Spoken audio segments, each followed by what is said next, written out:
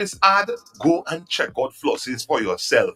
Next to the Roseau Market, you can't miss it. Now opened on Sunday If you from know 10 your a.m. favorite store, dial it now. 612-12 free. That's Mega. You can rely on Mega for some real deals on name brand clothing and electronics. High quality, low price. We are a wholesale and retail store located in Calabishi, right on the main road. Check us out on Facebook, Instagram at Mega Deals Dominica. Like our page. Check out our stuff. Call us. Visit us. Would appreciate that. Come try it on. Love it. Buy it at Mega Deals. Your one and only online and brick and mortar store. Mega Deals is also on wheels. We make it convenient for your shopping. We deliver straight to your door. Email us at info@megadealsda.com. Rely on Mega Deals for some real deals.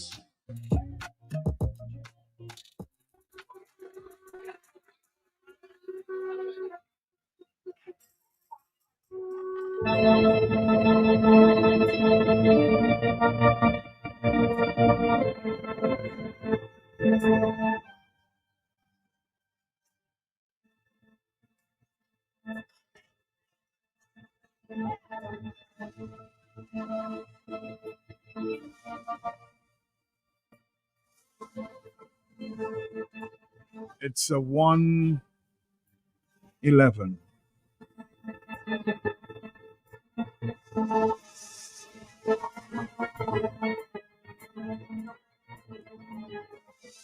Well, a few things to talk about. But at this time, I'm going to go back to the talking points of Pastor Randy Rodney. He made last evening on Kingdom Connections. Pastor Rodney. All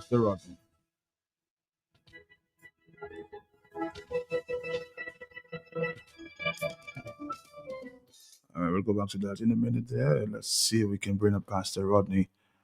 Yes, let's go back to Pastor Rodney. We're very, very glad for that. Interestingly, though, as our usual independence celebrations seem to have gone incident-free or very reduced incidents. Didn't hear much of anything much happening, and we are glad for that. We're very, very glad for that. Interestingly, though, as I usually do, I listened to the Prime Minister's address on November 3rd, and to be honest with you, the address has been almost a repetition of the same thing, except that this year there was so much concession that it frightened me. I thought, Dominica would get a volcano the next day. The recognition of everybody, and a kind of speech that for the first time in 20 years since Mr. Skerrit is Prime Minister, that didn't have a lot of divisive comments in it. I mean, honestly, I thought we'd get a hurricane the following day. But, like we say, high shady dying plant. Some of you may not like to hear me say that, but it's the truth. That independence statement was concessionary, which tells me that something coming. When you concessionary like that, when you have somebody whom you have known for some time, and they begin to speak that kind of language, is because they want to please everybody. Hopefully send a little carrot in front of everybody's face. Hopefully they'll bite it. That's how I saw the speech, though. Nothing new, nothing that was said there that, was something to hooray about, shout about, clap about, except that, honestly, the recognition of everybody and even commending them was a little stunning for me. So if you ask me, the Prime Minister went out of character. And for those of you who want to know what that means, it means that when somebody is accustomed to doing something that comes out of their character, that's how they do it, that's what you expect. This time he went out of character, which means that's the first time in the history of him giving independent speeches that there were so many statements of concessions or commiserations, if you want as well, to everybody else. So that's the only thing I can mention. Really and truly, the rest was, as usual, flat on its face. So let's look forward to the next thing. If you are paying attention, elections in St. Vincent has been carded for November 27th. Ralph Gonzalez is looking for a record term in his old age. And speculations in St. Vincent is that he's hoping to win the elections and then pass on the reins to his son, the dynasty, to his son. You know, keep an eye on that, okay? That's what speculations in St. Vincent is. It seems as though, that from his responses, apparently things are getting hot for him. When you hear incumbent politicians talking about death threats, most times those death threats are in the wind. And then, you know, if what I see is correct in terms of what he's looking for on election night, he is the prime minister, the incumbent, and he seemed to be suggesting that if his party does not win the election, then it's going to be fire and brimstone in St. Vincent. That tells me that he's feeling a heat somewhere. The oven is getting hot. And usually politicians begin to behave like that when the oven get hot. Some of them doesn't even cry when they get on the podium. I don't know how we missed that one here in Dominica some time ago. They will cry for you, tears coming down their eyes because they feel the apple falling down rotten. When that begins to happen and they begin to lose power, they begin to do that. Either back loud like a dog, or they make plenty noise, or they begin to ask, cry for your mercy. Okay, look out for those things when it begins to happen. So elections in St. Vincent is on the 27th of November, Labour Party, the Unity Labour Party in St. Vincent. And then we had the announcement from Prime Minister Philip J. Pierre that elections in St. Lucia is going to be on December 1st. And that's another Labour Party. So the Labour Party seem to love late in the year, November, December. You know, and it seems as well that Philip J. Pierre is under some fire as well in St. Lucia. You know, polls have this thing in favor of the opposition. Polls, you know, 10% points. Apparently, the last polls are showing that Philip J. Pierre is trailing the opposition by 10 percentage points. Those are going to be two interesting elections to watch. Importantly, though, I still believe that the Prime Minister was gearing for election in December. We seem to have a couple of spokes in the wheel, and I don't know how it's going to work out. But if the intention is to call election, then it would go against every grain in the world for Dominica to have election in December. But that's what some people are gearing for. Watch that, eh? That's what they're gearing for. But really and truly, there's no way that the Electoral Commission can be ready with a new list in December.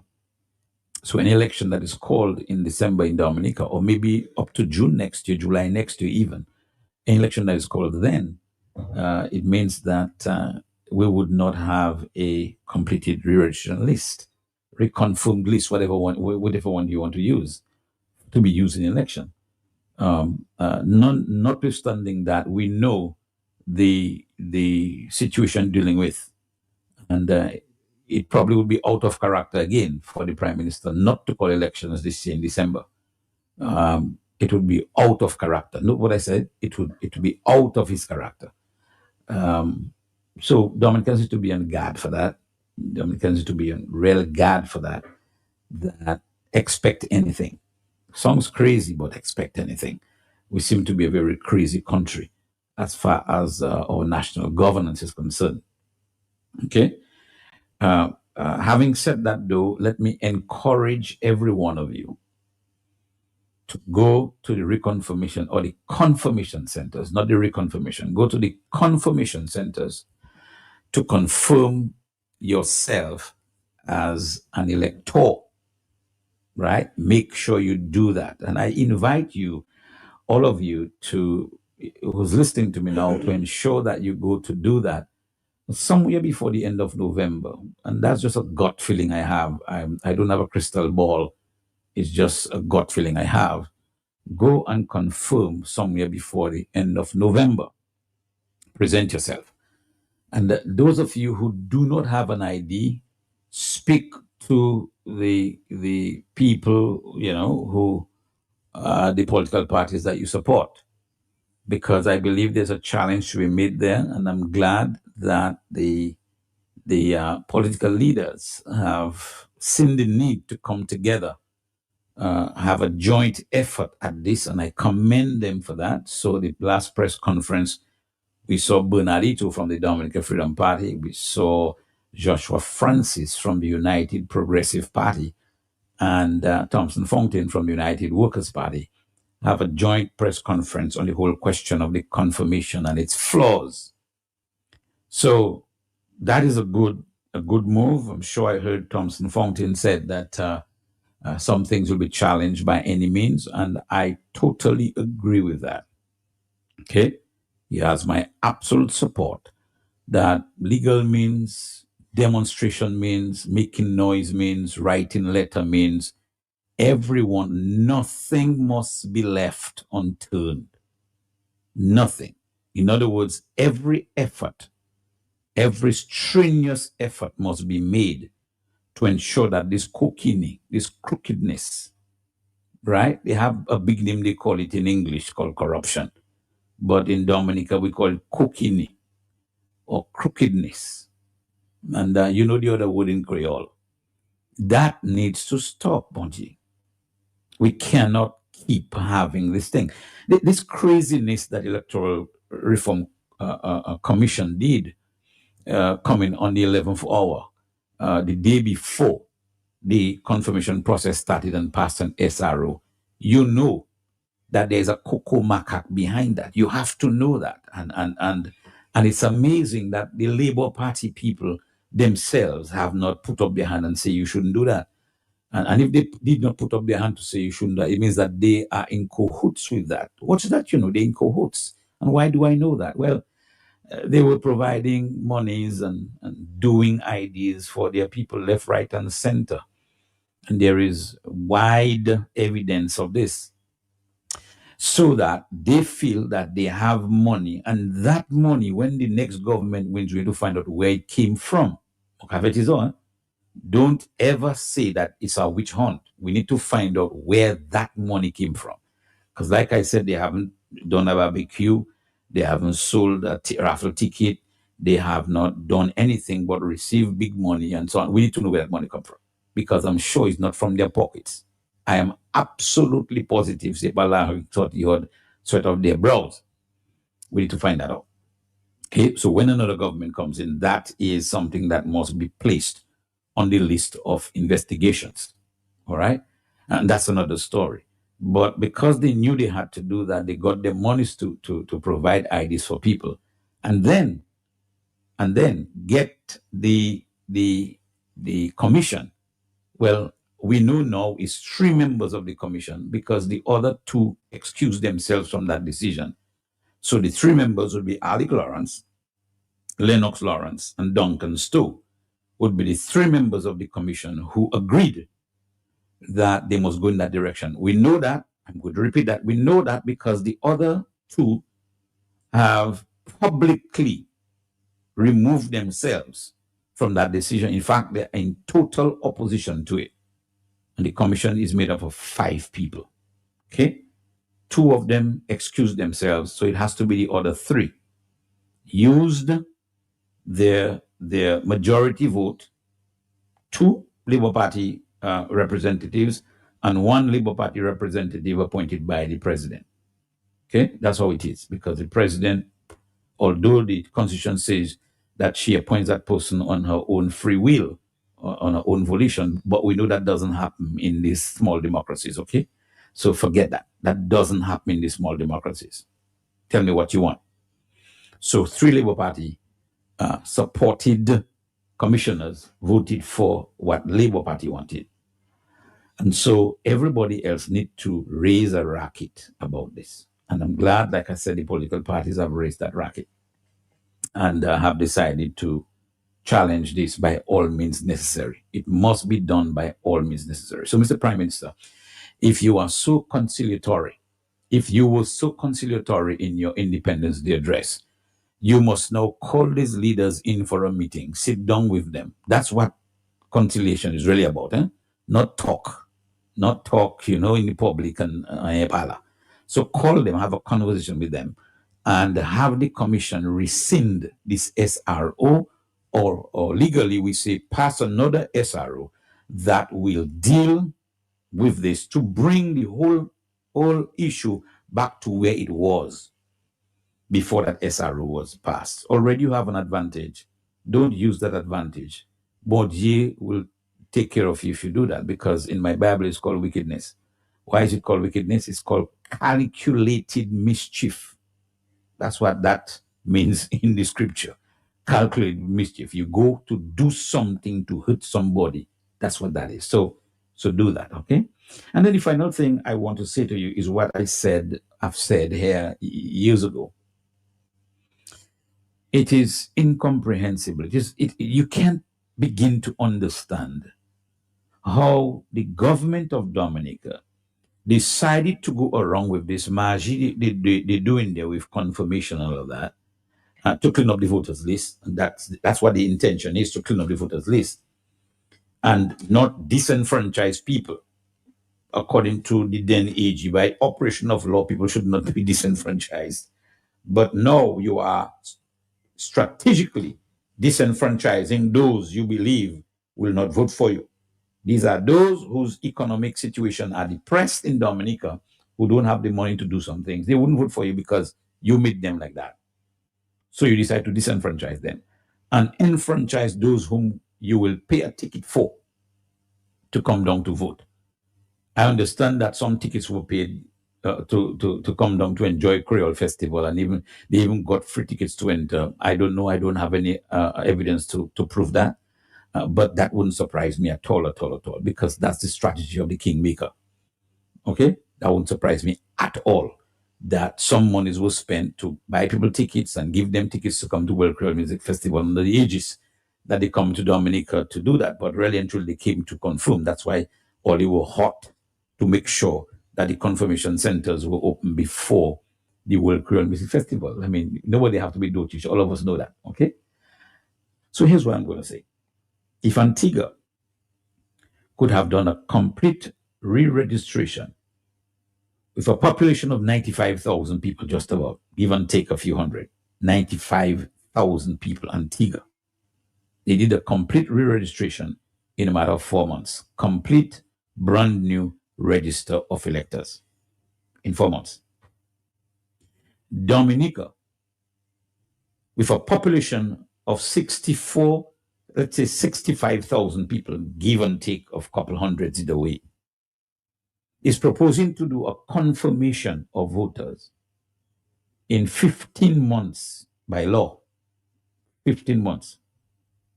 Don't you see something is wrong with the people that implementing that?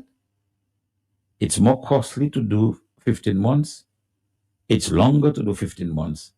But they're doing 15 months because it gives them time to make jukayak with what they're doing there. And so we must not sit down and let it pass. Our eyes must be open. All of your political parties must now get your agents ready. Labour Party they have done very well with their agents. They employ some of their agents, their Labour Party people at the confirmation centers. And I understand there are even Labour Party people at the confirmation centers. I don't know how that is allowable. That is for the registration of electors, for God's sake. In my view, I don't know why there should be a party person there. Although really doing something crooked, In my view, there shouldn't be a party. When I go to register as an elector, do I need a party person to make sure I register as an elector? Why do you have another 2 Labour Party people there? Why? It's not an election day. It's a confirmation of electors, right? But you have done all of that strategically because you want to usurp your authority and ride people roughshod. And Dominicans have taken it all those years. I don't think some of us will keep taking it, okay? So think about that. If a complete re-registration took 4 months in Antigua for 95,000 people, In Dominica, 65,000 people, it would have taken us 2.5 months to re-register everybody in Dominica. And I'm just doing that by a quick calculation. 95,000 is just about 1.5 times 65,000. Okay, just about there. So work that backwards, and you will need probably 2/5 of the time that Antigua took to do the re-registration. Simple as this. Something is wrong with us. And I'm determined that the jab that bowing us and ho, we will crave it so that it don't stand to bowing nobody. Okay? And then the jab that coming to bow us and bar, we will peel on it, whichever way you want to put it. This has to stop. It has to stop immediately. Ladies and gentlemen, your talking points coming for tonight. It is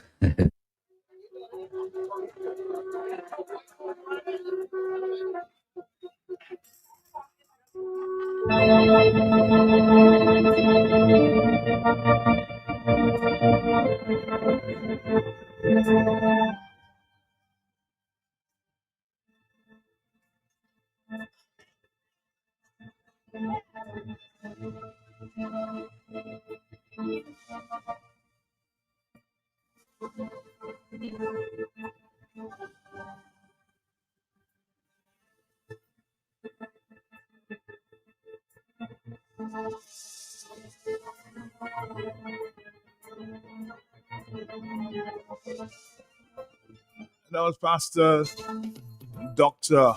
Rodney speaking on his talking points, driving home the point as it relates to reconfirmation or confirmation. And today, during the program this morning, with the three leaders,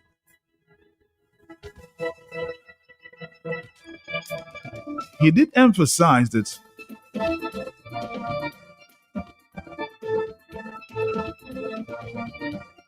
the leaders themselves should apply every strategy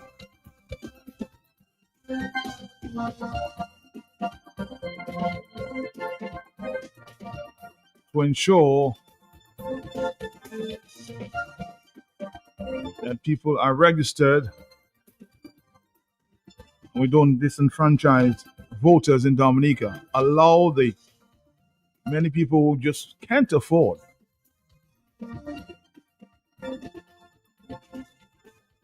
to register with the passports, the IDs. Believe it or not, there are some people who just can't afford these documents. So please allow them to vote with the birth papers.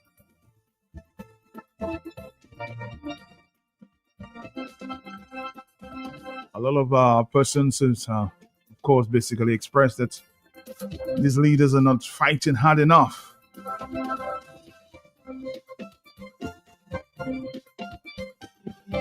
To ensure that the commission or those in charge listen to the people.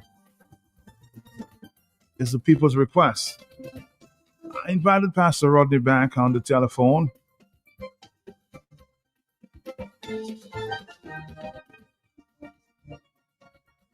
I heard the leader say, yes, you can try, but there's no guarantee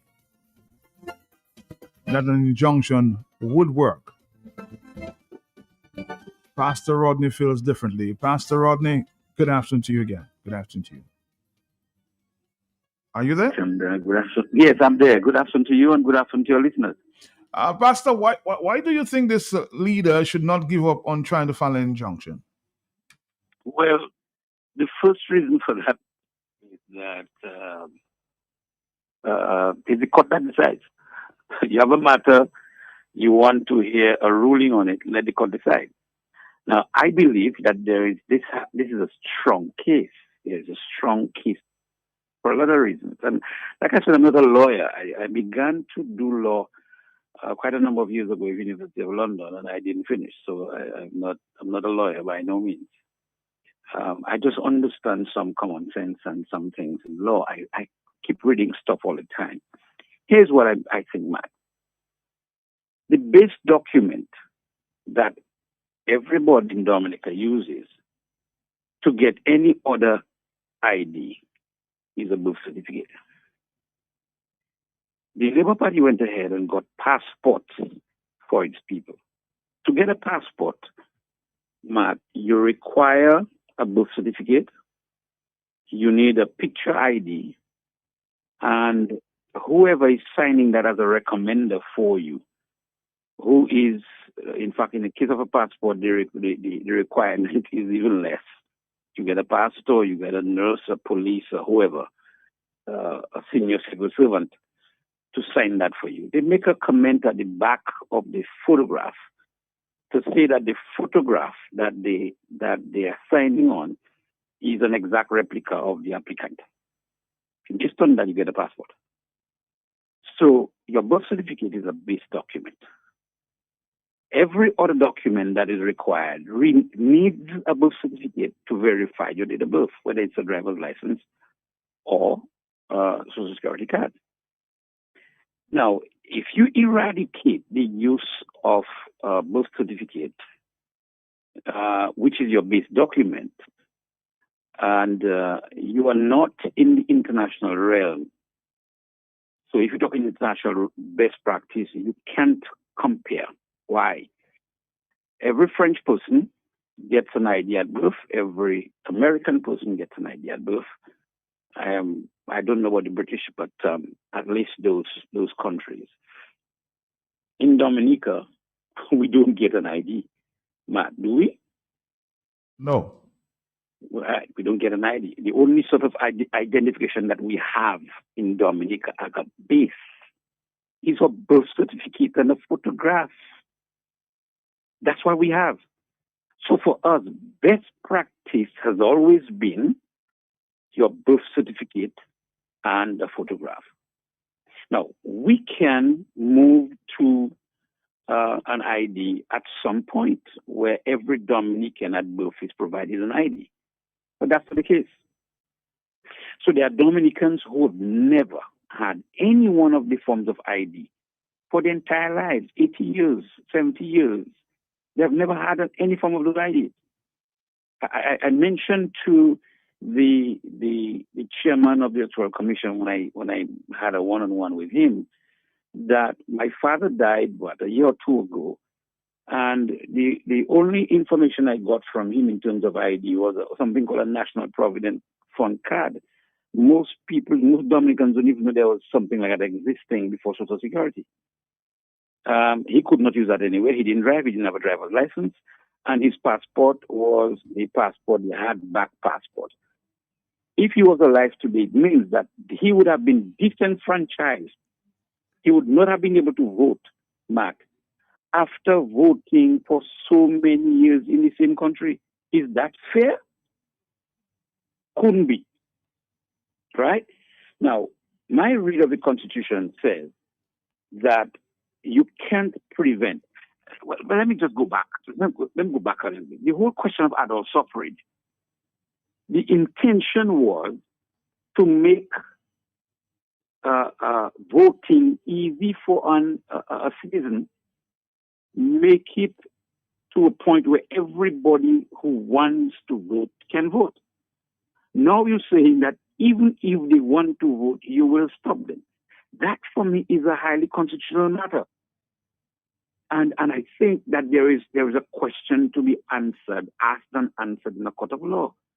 You can't sit back, in my humble view, and say that you are not going to even try a challenge in the court. I mean, come on. To me, every effort must be made at every area, including the court. Now, we are aware that our court system takes a whole long time. It's very laborious in the court. However, the fact that you put something before the court means that at some point, the court has to say something about the matter. And if we want to deal with this thing from that perspective, I think we don't have a choice but to take it to the court. Yes, I know that the Electoral Reform Coalition has written to the commission to ask them to reconsider. That is appealing to the 3 commissioners who have been supporting government. I don't know that these 3 commissioners will even give a crack about what we are requesting softly like this, right? I think apart from court, the only other thing that democracies understand is the people's voice. So, in my humble view, everything should be on the table, including taking the matter to court. Okay? Now, Matt, there's one more thing that quite possibly the leaders, from what I heard, did not look at as well. And I meant to comment that, but I lost service when I spoke with you. The law does not prevent the Prime Minister from calling an election at any time. Now, that's another matter. What happens if in January, well, the Labour Party is calling elections, you end, so you never know. But let's just say in January, Prime Minister Roosevelt decides to call an election with a confirmation process that has just started. What list will they use? Under what law will they operate? I suspect they might have to go back to the old list. But you can't.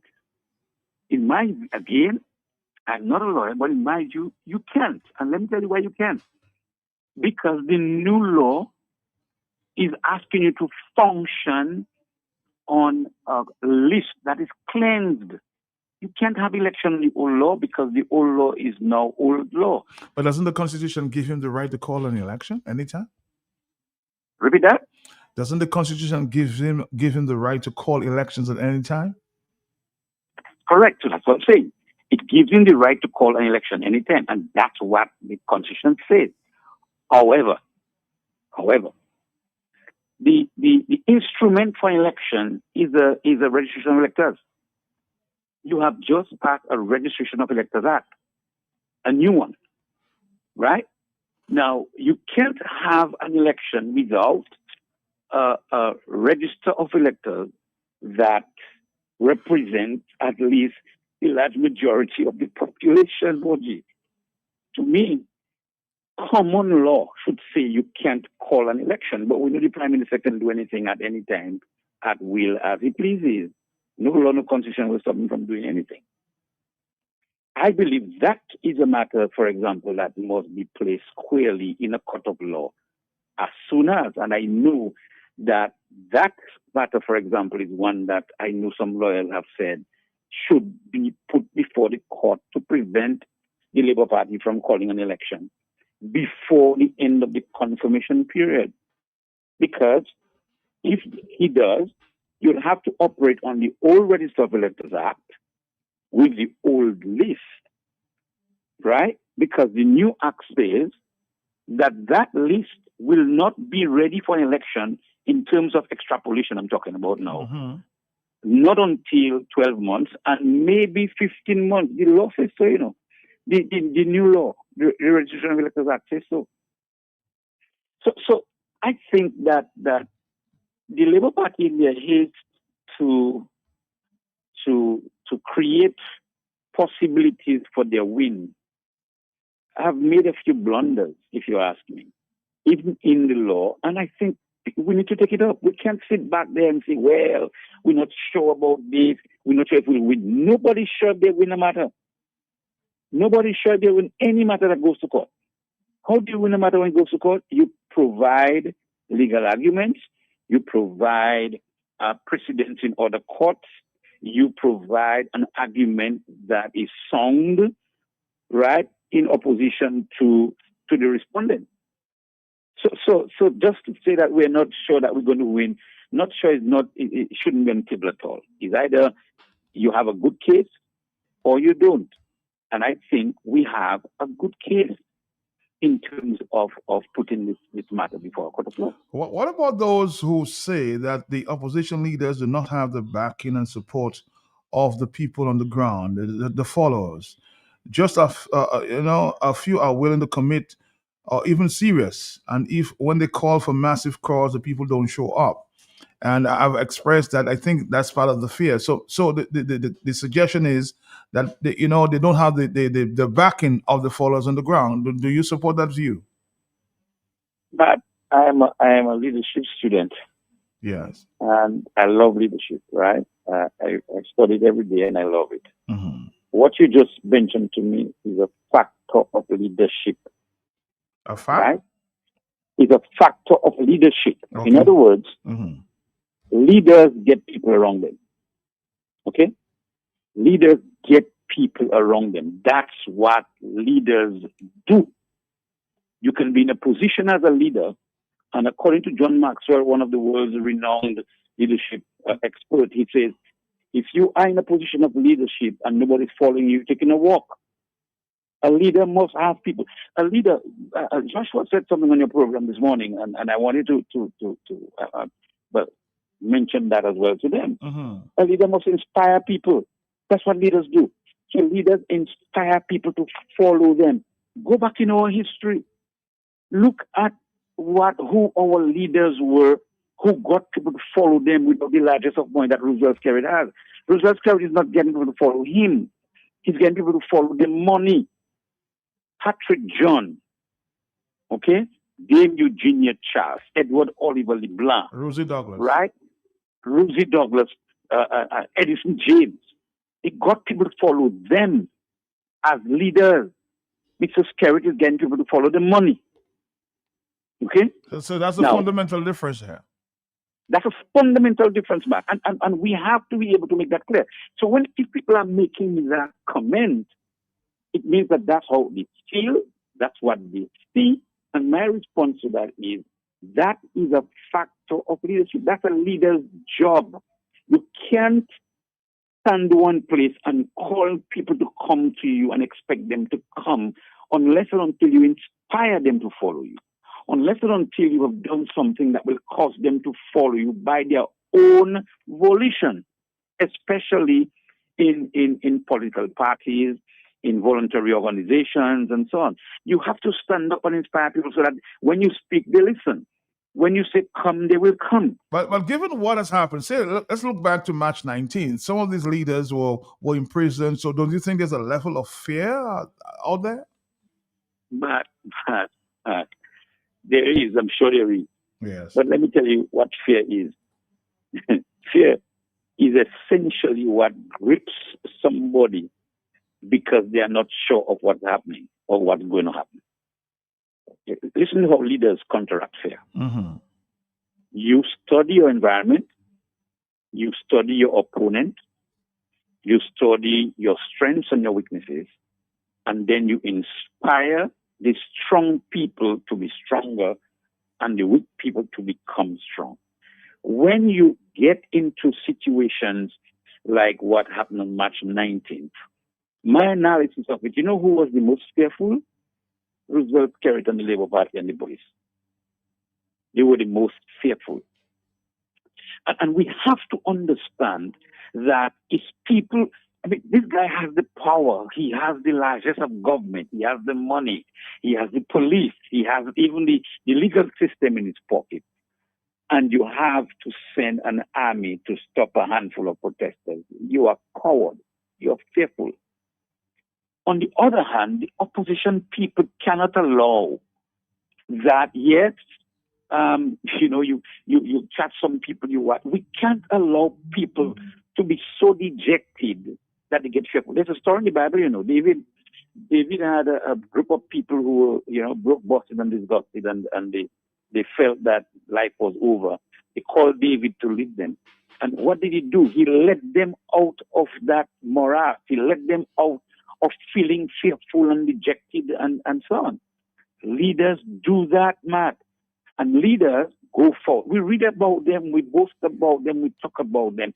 We need to begin to emulate Martin Luther. We need to begin to do something that says, listen, we are not afraid of the water hoses and the police dogs and the police guns and so on, because we stand on the side of truth and we're going to do what is the right thing. We're going to do that.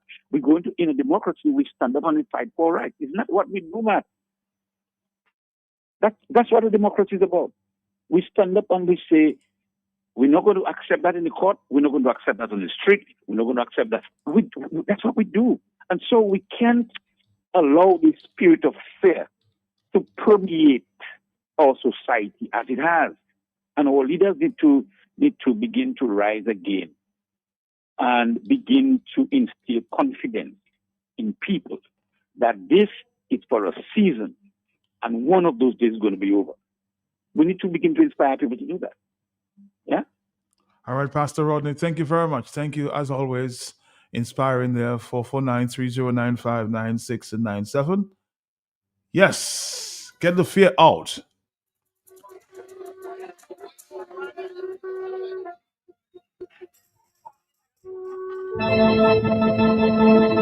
Dr. Pastor Rodney.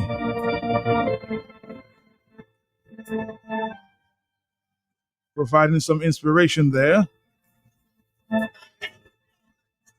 It's 1:51 in the afternoon. Talk to me, yes? Yes, Pastor Rodney. The opposition leaders, members of the opposition leaders, are supposed to put their foot down and say what they want and mean what they say and say what they mean. Not just say, no. You have to stand up to them people and let them know the truth. You come there for a joke. If Martin Luther King had just stopped when they were after him, we wouldn't be where we are. If the Rosa Parks has continued giving up her seat for them damn white people to sit down and she would stand up. A lot of us wouldn't be able to go and put our backside on a train, on a bus in America. A lot of us wouldn't be able to do that. It's because we are people who stood up. And we are Tirana, Bala, Kongori, Desiree, and all the rest of it. We're supposed to stand up. We can't bow down. If we want to have it was there already, it was said in the House of Assembly that they were going to use their a picture ID and the birth certificate. Let the people know that is what the people can afford. That is what they have to get. And all you had it already, not to spin this on the people and tell them no. Oh, you need something else. When I hear but you don't know man named Duncan. When I hear Duncan talking his nonsense, yeah, we have to come up because we can say them all the time, but at the same time, you have to do what was there already. And stop doing what the hell you want and people have to just stand up and say, well, what we can do now, because no, that's them will change. So you say you need some inspiration to come out, Blue Blue? What? I say you need more inspiration to come out there. Yes, people have to come out there and to make demand to them people. It's according to Tim Sandra, is what you want to know black prostitutes. Stand up to them and let them know the truth. Bye-bye. All right, Dominica, 449-3095. We have to be inspired from leaders like Martin Luther King, right? Let's listen to Martin. We're going to come back and take more of your phone calls. So let's listen to Martin Luther King. You there? We shall overcome. Deep in my heart, I do believe we shall overcome.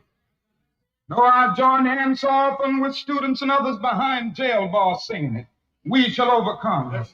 Sometimes we've had tears in our eyes when we joined together to sing it, but we still decided to sing it. We shall overcome. No, before this victory's won, some will have to get thrown in jail some more, but we shall overcome. Don't worry about us. Before the victory's won, some of us will lose jobs, but we shall overcome. Before the victory's won, even some will have to face physical death. But physical death is the price that some must pay to free their children from a permanent psychological death. Then nothing shall be more redemptive. We shall overcome. Before the victory's won, some will be misunderstood and called bad names and dismissed as rabble-rousers and agitators. But we shall overcome. And I'll tell you why. We shall overcome because the arc of the moral universe is long, but it bends toward justice. We shall overcome because Carlyle is right. No lie can live forever. We shall overcome because William Cullen Bryant is right. Truth crushed the earth will rise again. We shall overcome because James Russell Lowell is right. Truth forever on the scaffold, wrong forever on the throne. Yet that scaffold sways the future. Behind the dim unknown standeth God within the shadow, keeping watch above his own. We shall overcome because the Bible is right. You shall reap what you sow. We shall overcome.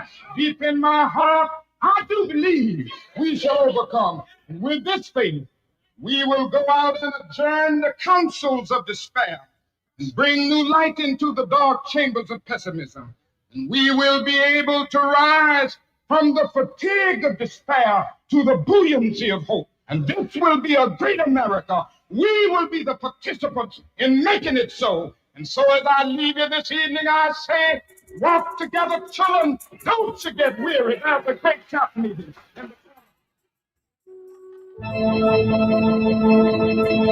So basically, the point is that according to the callers and lots of WhatsApp messages, they need some inspiration.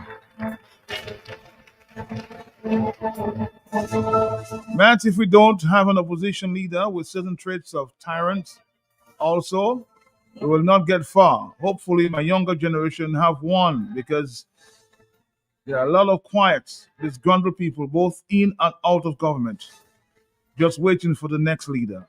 And when that person gets into power, we'll live and learn not to let them get out of hand. Hello, talk to me. Yes. Good. Matt, good afternoon. Good afternoon to you, my brother. How are you? I am good. Matt, you seem to be proud of that Martin Luther King speech. I always have. I am of the opinion, Matt, the time for the Martin Luther King advocacy has passed. You are dealing with a tyrant and a dictator who is not willing to go down lawfully and quietly. Matt, in order to build anything, to rebuild anything, you must destroy what was there before. It is the same thing with the electoral laws. I do not know, I am not a lawyer, but I do not know how any lawyer can tell me that we have two laws running simultaneously to each other. The time that we went to Parliament and we passed a law in Parliament on March 19th, it meant that the old law was dead. And so we cannot have the two of them running simultaneously. So I do not know how, if an election is called now, that we revert back to the old list. It cannot be, because the two laws cannot work side and side each other. One must work, Matt. And so it goes the same way. The laws, one law must die in order for one law to gain precedence. The same way, to build a new structure, you have to break down the old one.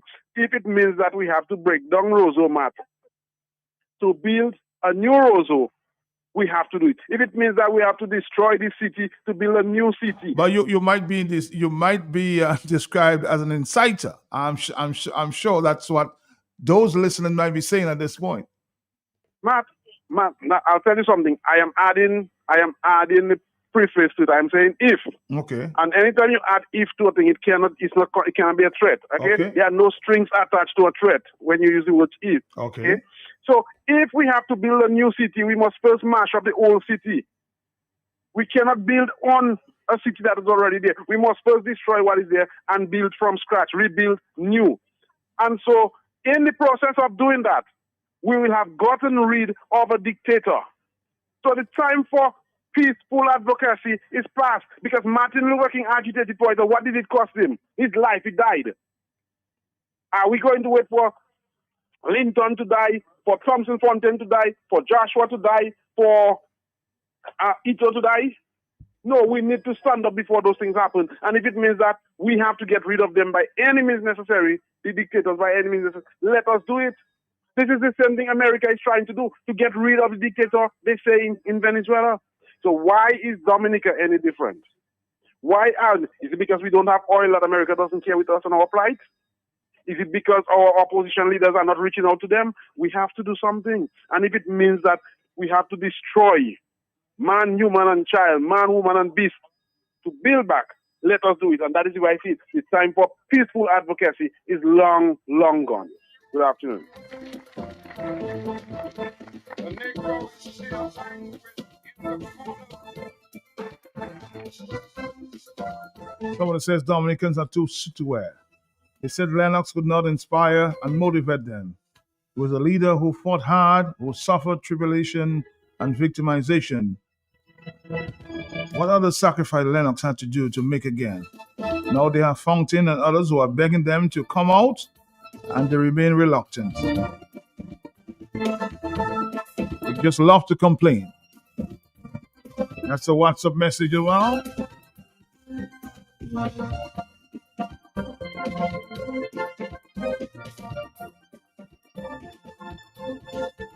Good afternoon to you, man. The leaders also expressed the importance of citizen support and participation. Imprisoned leaders are a symbol of resistance that can attract international attention and pressure the regime only when the people stand behind them. And informed people are people that understand the position of the country and the struggles of themselves and their neighbors are the ones capable of standing for change. So the people should decide unity also involve the people.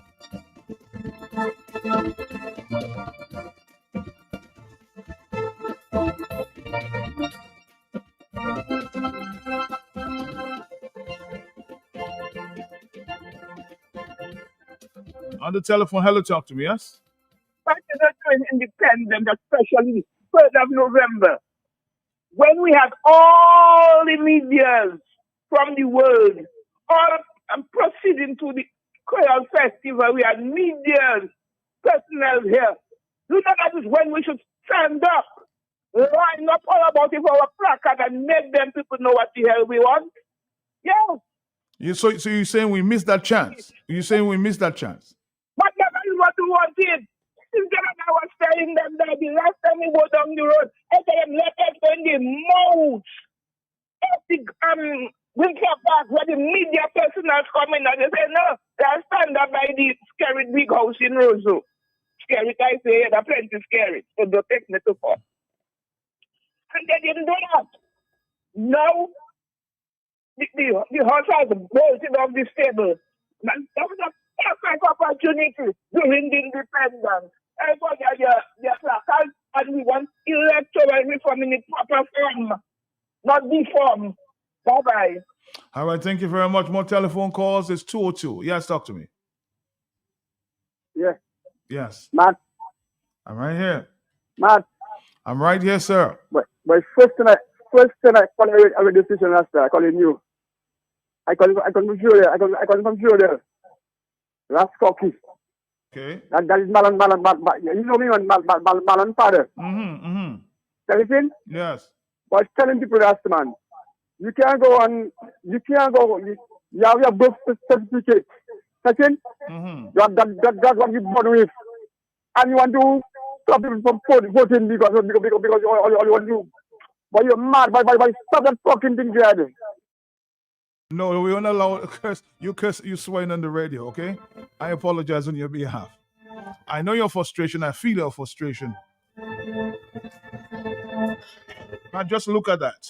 As a young person, when I hear about the kind of alleged things Skerritt and Vince and Henderson did to pressure Pierre Charles to get what they want and to get where they are, I don't see or hear of any few potential emerging leaders in neither the Labour Party or the UWP. So you see why we need a leader with certain tyrannical traits like them, exactly.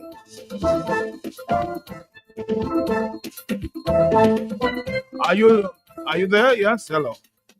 Yes, Matt, good afternoon to you and your listeners at home and abroad. Good afternoon to you, Johnson. Boston. Yes, Boston. Yes. Yes. But you know, when I was growing up, you had leaders in the society from all levels, because leaders are not only political leaders. You have political leaders who vie in politics for governance in terms of the state, and you have leaders in the church, in the unions, in the youth, in the society. And before, leaders would be focused on what was going wrong in the society and have a voice on what was going wrong. And those in government would then listen to those leaders and then decide to make changes. In fact, our society could have been a very run-over society long before if we did not have those leaders and so on. They spoke from the point of the union, from the point of the churches, the spoken point of civil society. What have happened is all of those leaders have been compromised. They're not talking. A few of us, they're talking. I mean, I was as a person here, and I heard Mr. Sovereign, who was a major trade union leader in Dominica, and he was an example for many of us in the 70s and in the 80s. And he would say, there is no illegal strike. What is about a strike is whether it is successful or not. And I myself, as a boy, went to a lot of the strikes in 1979. I was about 17. I found myself at the Goodwin Parish Hall when there all of this discussion. I remember Mike Douglas saying, when we remove Patrick John, we must throw that far, far, far away that he don't fall on the beaches to grow again. And when he made the appeal to people to come to Goodwin Parish Hall with their placards and their banners to depict what area they come from, so the world, the whole of Dominica is asking that government to go and so forth. I was there. I was 17, and so forth. I found myself on March 19th by the Parliament, standing, walking, coordinating. In fact, when they came and they started shooting us only by SMA walking, when I saw the bullets and the rubber bullets and all of the staggers was being thrown. I was picked up at my home, set in a cell. I did not have a stone, I did not have a cutlass, I did not have a gun. There is no body that can say they linked me with a terrorist group to do evil to Dominica. I just a person, since I know myself, I learned from people like Miss Charles, people like Sovereign, people like Brian Allen, Charles Menard, and people like Rosie, Michael Douglas, Atherton Martin, Paris, various persons. You saw them, Pierre Charles, in the works of governance in Dominica. And I learned from this person some things I disagree with and some things I supported and so forth. And I found myself on the 19th of March standing against something that was going to Parliament, which we, the people of Dominica, did not support, and even the consultant that was paid thousands of dollars did not authorize to have gone into an electoral system and so forth. So I'll give an example. There was an issue in Grenada. I don't know the issue in details now. You can research it, but there was an issue where the new government that came in a couple of months ago, the new government, or a year or so about with the government, and there were persons who told you that, who said that they supported the new government, but I think was going wrong. And they came together, the Grenadian people. There was a retired judge who came on. They spoke. In fact, there was one person that they paid the rest of their own money, and there was one person that they paid to do the research work and the day-to-day administrative work and so on to get that thing into the court.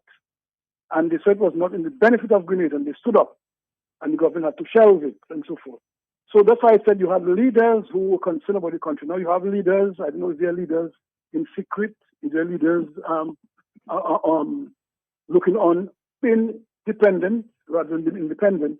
But our society have been robbed. I remember we were having a discussion with some people from the UE, and they said they took inspiration from Dominica in the 70s and the 80s, because Dominica had a lot of groups that stood up, that spoke, and that, of course, the Caribbean eyes was open on certain issues affecting Dominica at the time.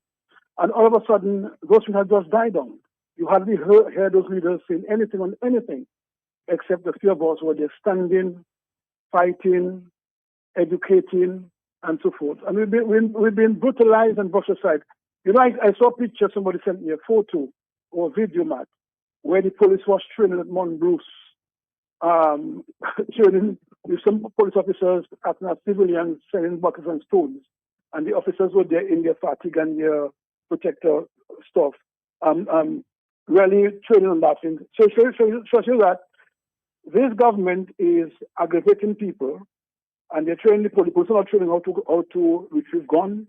They're not training how to combat anything that is not in favor of the country, but they're training against people who stand up for their right on things that affect the country. And that is very poor. And I want to say, Matt, that if we as a country just rely on the politicians, yes, they have to inspire, yes, they have to be upfront, and they have to speak, and they have to motivate, and so on. If we only depend on that, and the rest of leaders in society go to sleep or looking for some handout, then I can tell you, Matt, we're in deep, deep trouble in Dominica. And this is why I want to say this afternoon that leaders in the churches, leaders in the unions, leaders in the wider community must speak out, Matt. Lawyers are officers of the court, and we hear very little lawyers guiding us. Saying anything. I listen to talk shows in Barbados, I listen to talk shows in Jamaica, and you have lawyers who know the law, who comes and assist the community in explaining stuff. So we are more literate as to what should and should not be done. In Dominica, people just decide it's not their business. Once they're okay, that's it. I can tell you it will come a time when the society will not be okay. And then they will say, if I had... Well, I've heard that maybe the lawyers themselves are looking for jobs from the government, so they can't, or they will not criticize. I've heard that too. Sad. And that is very sad, Matt. Very, very sad. Okay, then. Thank you so much. All right. Thank you. Thank you very much. So the lawyers have to tread carefully. But if you are a lawyer standing for the people, you would stand for the people, huh? Again, lawyers may be looking for their pockets, huh? It's 2:11. I have a story with lawyers that's coming up later this week, huh?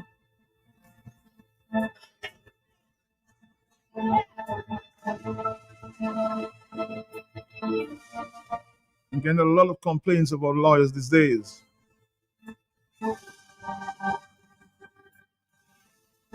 The time is 2:11. Time compliments Milo's services. Need appliances, televisions, vehicles, parts, groceries, bulk items for your business from Florida? Well, contact Milo's services. WhatsApp 2767-235-8342. Again, need appliances, televisions, vehicles, parts, groceries, bulk items for your business from Florida? Contact Milo Services. WhatsApp 235-8342. Milo Services.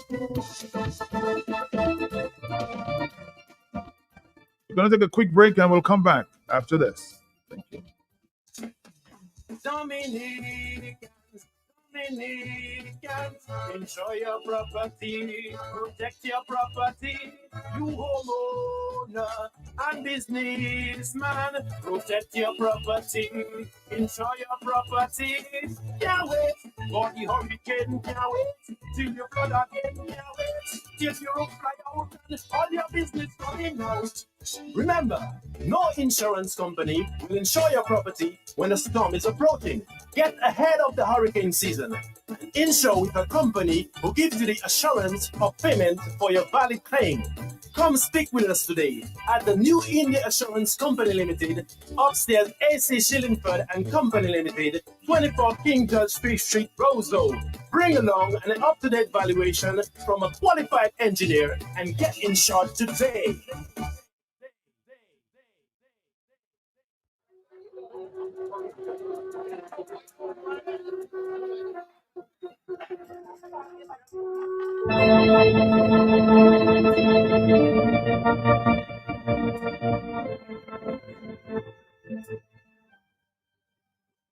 And don't forget Global View on Q tonight, 8 o'clock. On the telephone, hello, talk to me, yes? Good morning. Good day. Good day to you, sir. How are you doing? Hello? I said good day. Go ahead, sir. Well, I'm in Dominica. I find everybody look as though they are lazy and they don't want to protect the country. Because when you have a man getting a salary and then he steal our money, build another house and have to pay him an extra money salary. Because you have original salary which all Prime Minister getting, and then there's a house where the Prime Minister can live. And he have to pay him $72,000 plus a salary. It's a rip-off. And the people that are paying those checks to pay the Prime Minister is more wicked. Because you cannot have a man into salary $22,000 plus his original salary every month. Huh?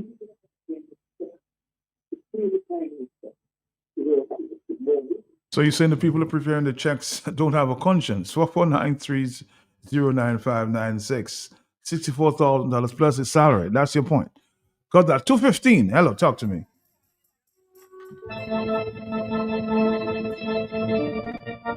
A lot of people are still complaining that they can't seem to get us on TuneIn Radio. There seems to be a problem with this platform. Again, try liveonlineradio.net, myradiohot.com. From Google Play, search for Q95 FM radio, then press play. Or tune in on Facebook, Q95. And look at us live.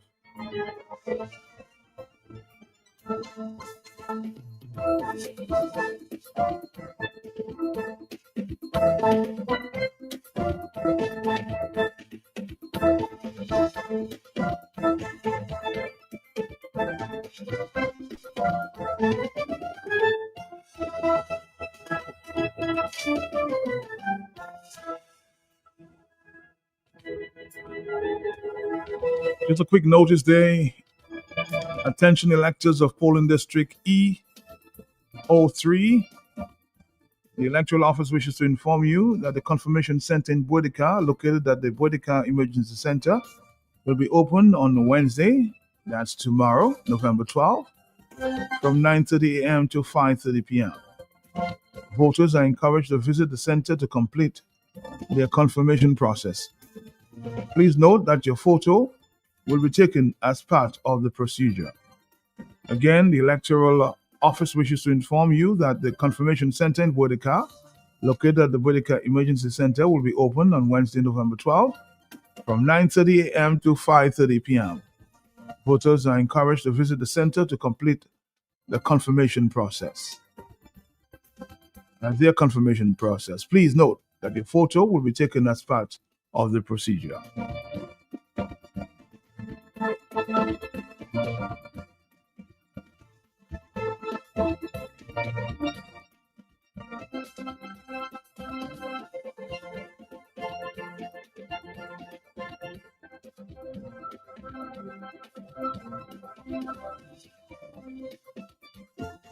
We do apologize for the inconvenience caused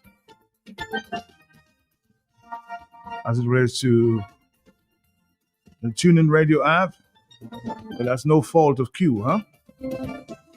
We do apologize for the many people who have been calling in. We've been trying to rectify on our end. We are also available on YouTube. If you can access YouTube, you can find us there.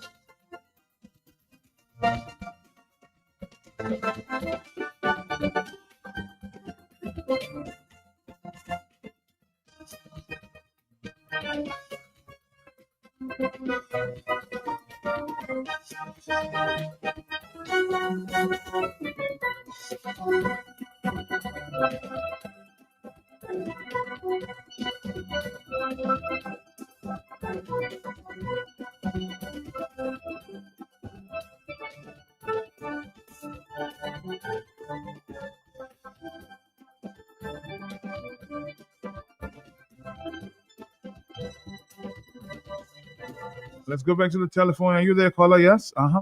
Matt, good afternoon. Good afternoon to you, Marlene. Good afternoon to you. Yes. Matt, I hear and I listening to you and I saying if you have to bring a passport in and a passport with your picture on the passport, a new passport, which you spend for the picture again, you spend for the stamp, right? And then you have a social security. You paying $30 for the social security and not $20 or $10, right? You have a picture. Matt, what is the need? You are top journalist in Dominica. I always giving you your flowers when you're alive, not when you're dead. Why, Matt? Sit down, think, focus. Why they have to remove your picture when you come with a passport with your picture and a social security with your picture. Why? There's another thing I want to say just now, right? To me, Amat, you see that thing that going on there? I use it is a confusion, a mess, a meloma, loose, and all these things. And not only overseas and in the country, you can't get Q95. Right here in Roseau, I'm telling you that you cannot get Q95. I cannot get it sometimes. Kyrie caught in a course Q95. When I listen to the news at 7 o'clock on DBS, Kyrie caught in on DBS. Something is wrong somewhere, or you must try. Sometimes I just think it's the radio, and I just lift up the radio with my rage and just slam it down.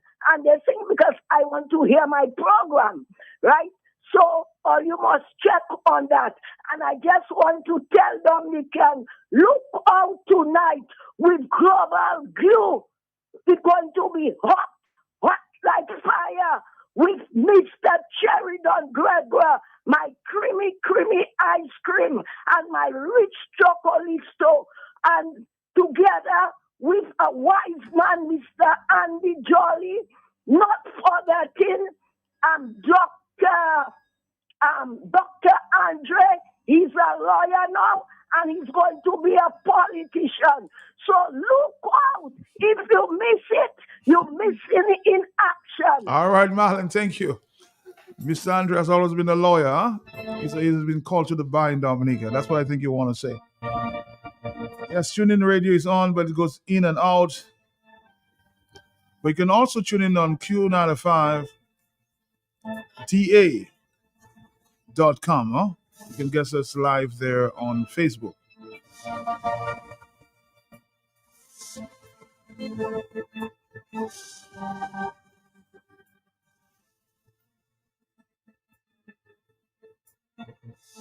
I do apologize for the inconvenience caused. Huh?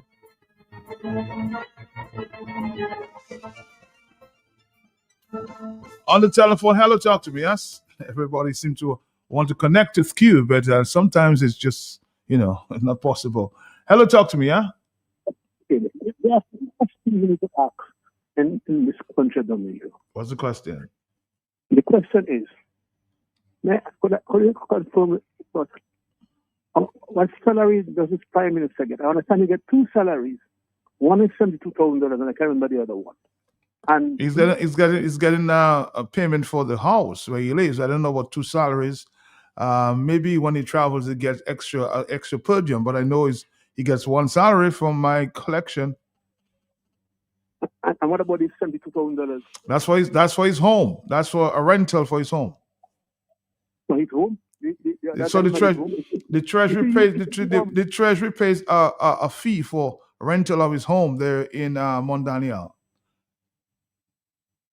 No. There's all Prime Minister had a house living, and they were getting an original salary. Mm-hmm. How can this be getting two salaries? You still don't understand. I'm saying that the Prime Minister gets one salary, but he gets an allocation to pay his rent. And meaning the house that he lives in, the government pays for it. Understand? The all right living government pays and $72 for it every month? No, $72,000. $72,000. Yeah? Where that money goes to? I just explained to you, my brother. That's for his rent and facilities, yeah? All right, thank you. It's unbelievable, but it's true.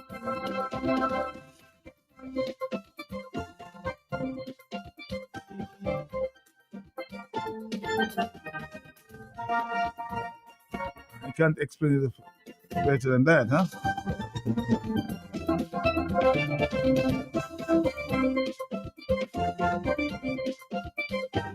I know when the former prime ministers, of course, used the house in Montrose, there was no rent, it was government property. The house that we now lives in is rental property according to the prime minister, okay? Matt, good afternoon. Even on my cellular home, trying to play on Simple Radio, Yeah. I can get getting music alone on and some other station. Do I on queue?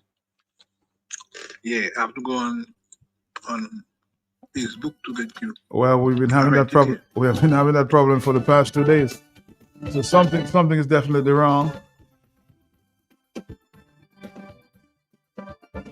Somebody saying that music alone I get in.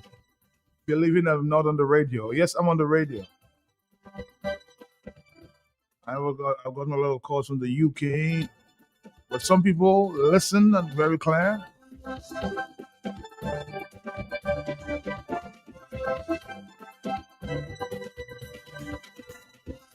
Somebody saying Q95 needs a lot more power. Let's do a fundraiser.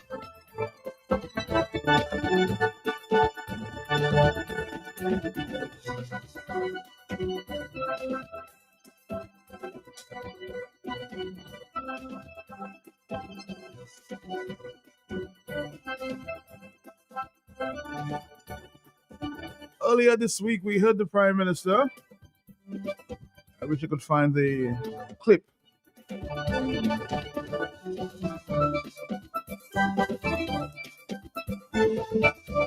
And singing the praises of the house system. We have a new theater.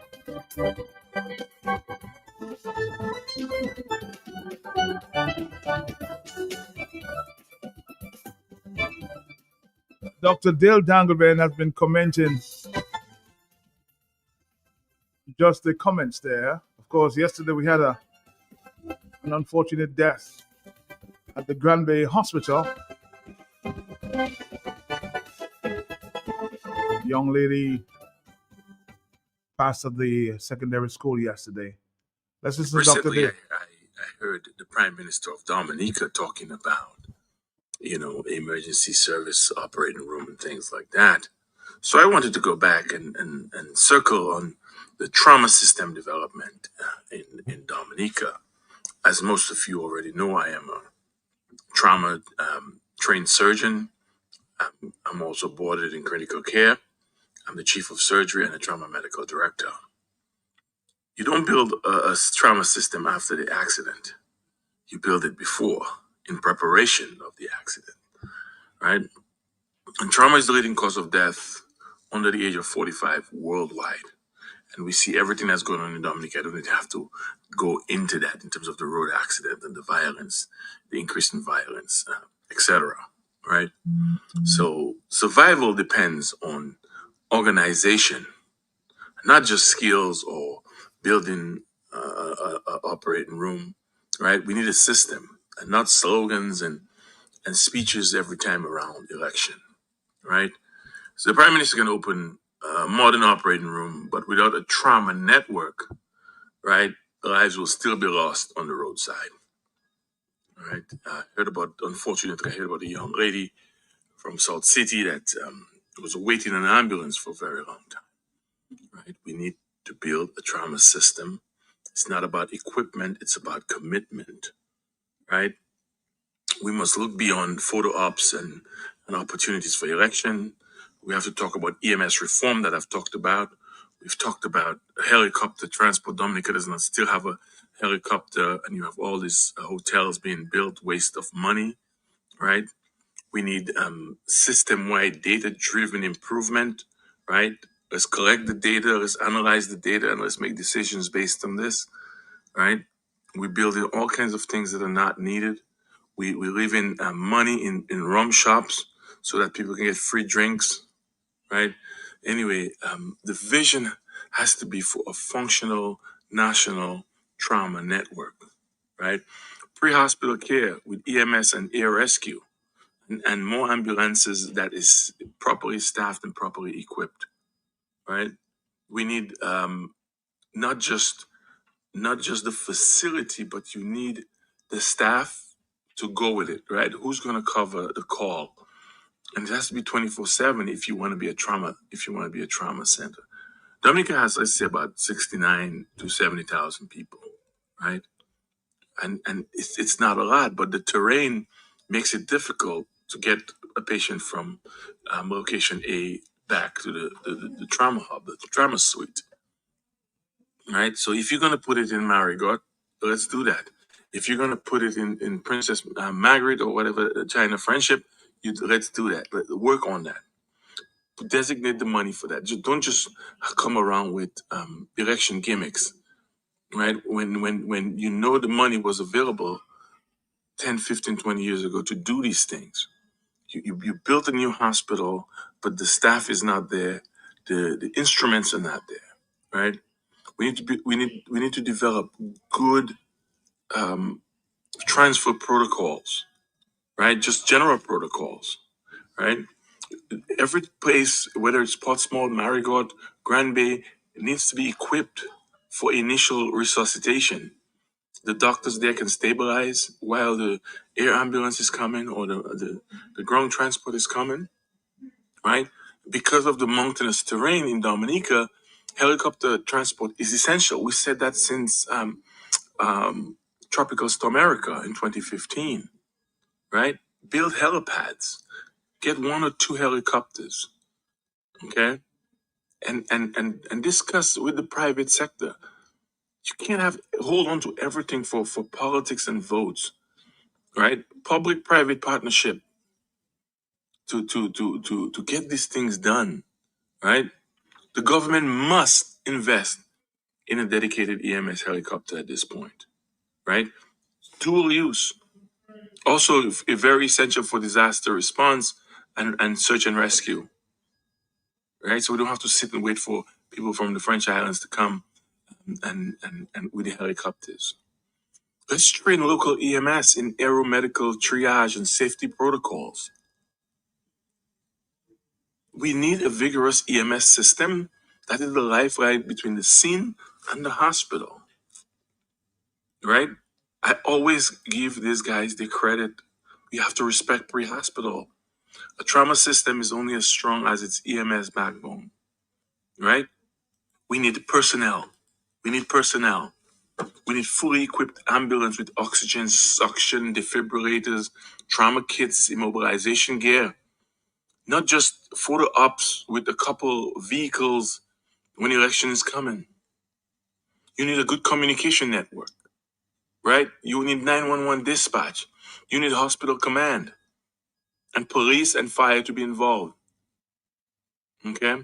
Ongoing training for these EMTs and these fire folks with certification. Let's take it up a notch, you know? Let's standardize these things. Let's get this up and running for the people that we claim that we love.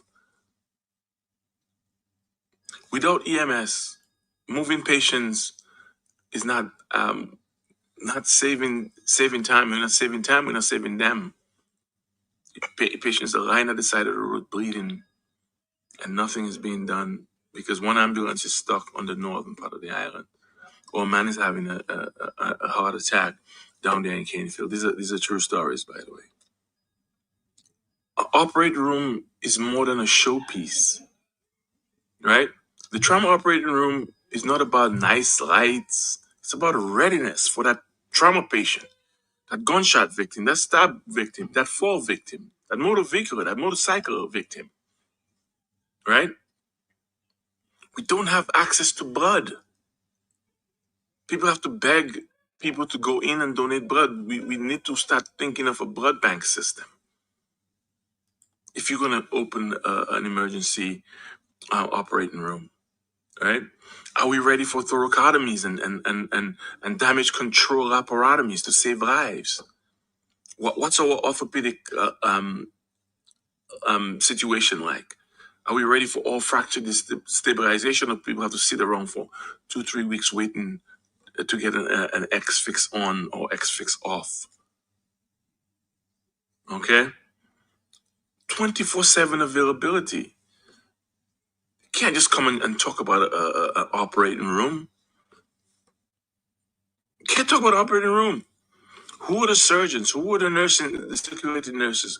Who are the OR techs? Who are the anesthesiologists? There's so much more to it that is not even being discussed. You're already short-staffed. Sit down. Not just pen and paper, but put it into action. Right? personnel is so essential. You need a trauma/general surgeon to lead this effort. Emergency physicians are very crucial to all of this. Anesthesiologists, CRNAs, surgical nurses, the techs, radiology, right? You can't do that without radiology, right? In the trauma bay here, we get chest x-ray, we get pelvic x-ray, we get some information, right? Before we go to CAT scan, we go to the operating room. What is the laboratory tech situation like? Can I get a blood gas? Can I get a type and cross? Right? What's the ICU looking like to receive these patients? Do you have an administrator on call all the time to deal with the logistics? Right? These are the kind of things that are important. Right? You should have monthly trauma drills to maintain your readiness. Let's do some mock scenarios. Education. Well, I'll tell you what, Dr. Dale, your friend, Dr. Daru, is now in charge.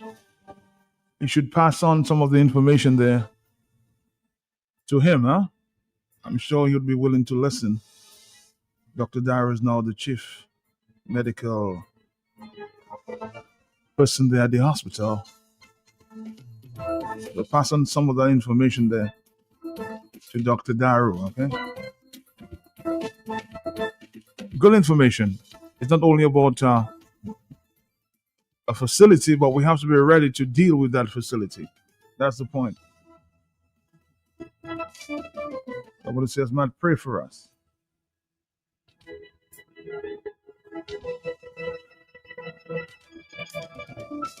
Somebody's now saying, Matt, please do your investigation. There is an increase in premature births at the hospital. This may be as a result of a myriad of factors such as poor nutrition, stress, etc. What is sad is that the resources of the prenatal wards, just as other wards, is seriously undersupplied with basic items needs to save lives. And this is a stretched theme, and with God's help, they are making miracles happen in the saving of babies' life. My government stop wasting of resources and target the critical needs of this nation. That's a WhatsApp message. I guess we'll have to do some investigation, huh? I agree with Dr. Dale, except on the point of the helicopter services. Not sustainable is high cost and high maintenance. We can't maintain our ambulances and other equipment. How then are we going to maintain and sustain a helicopter service? Helicopter services.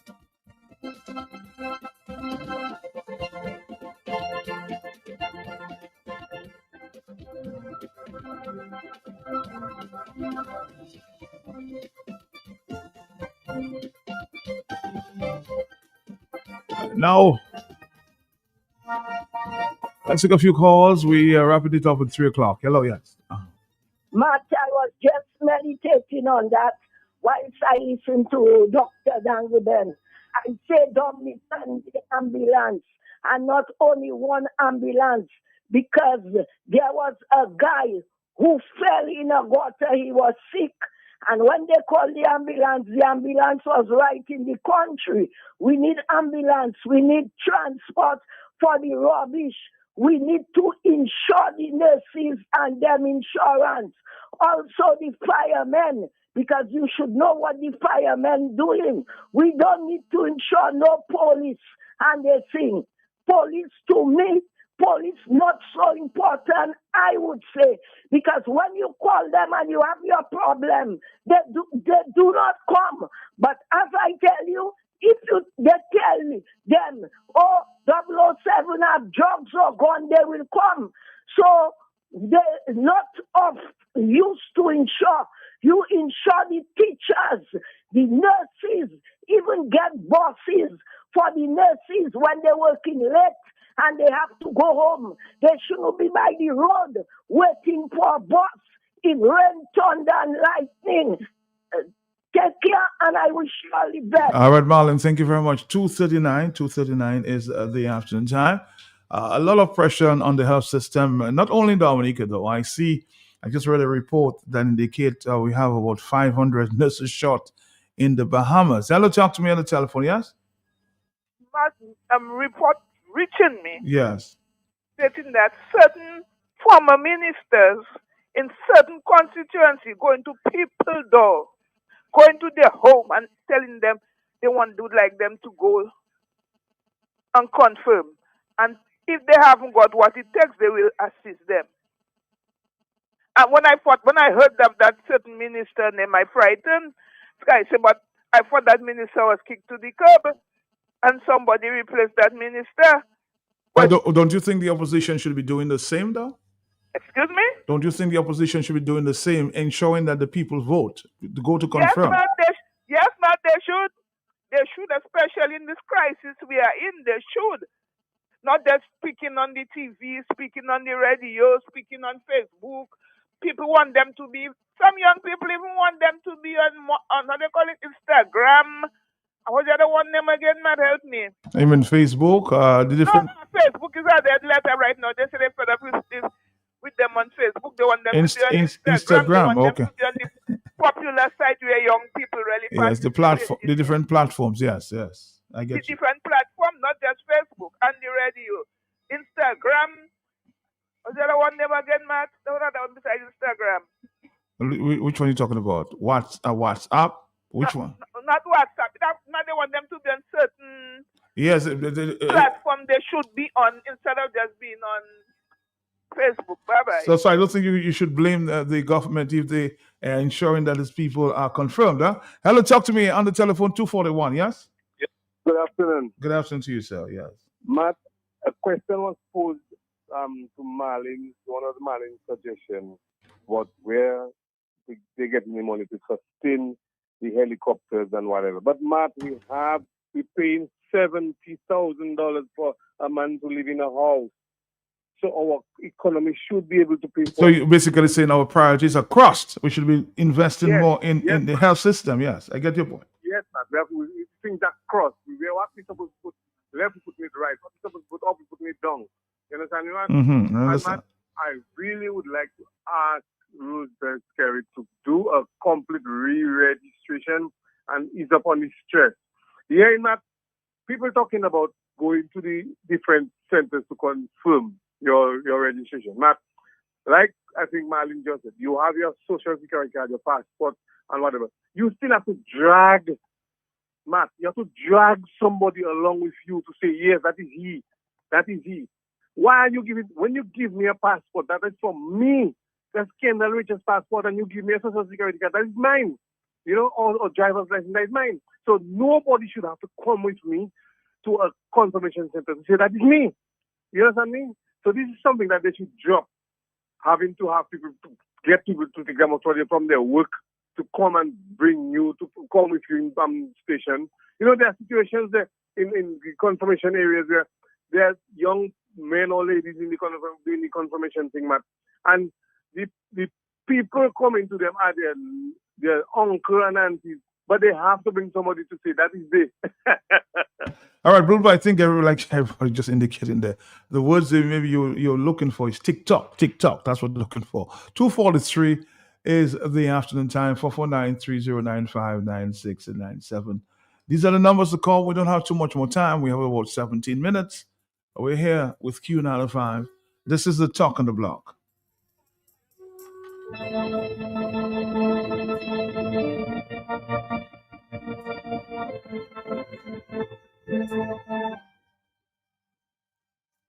think we need a complete reform, as Dr. Dale was indicating earlier, as it relates to our health system. This is one area that needs full reform. You know, I've been talking to a lot of people who say, man, and we have to correct that. A lot of people, if they feel sick, they are afraid to go to the hospital. This is the place you should go. Why should you be afraid of going to the hospital? That's where the doctors are. But there's a fear many people say, leave me at my home to die. That's not a good thing, huh?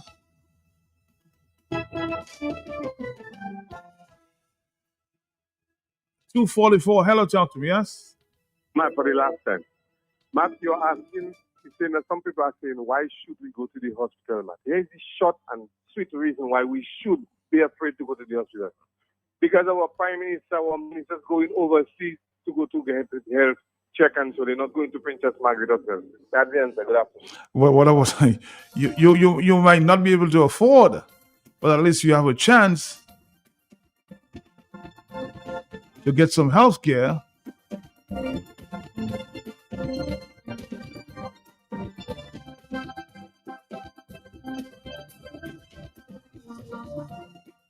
A lot of questions here. Matt, why are we still seeing dumper trucks picking up rubbish? Can anyone tell me which constituencies are they seeing the new trucks the Prime Minister blessed with his holy water? Actually, I saw them in Point Michelle was it Sunday?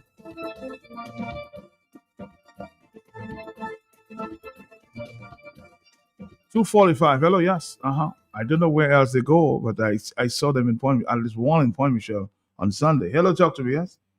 It's a risk to go to the hospital because they don't have paracetamol, they don't have bandage, they don't have cotton, they don't have nothing. It's sure for to go to a drugstore and you get nothing. I rather to die at my home than I go in the hospital. They send me up twice in the hospital and I tell them I rather to die than I go in hospital. So shall be written, so be done. Boom, my God. All right. Marlon said she prefers to die than to go to the hospital. That's not encouraging, Marlon. That's not encouraging, huh? That's where all the health care.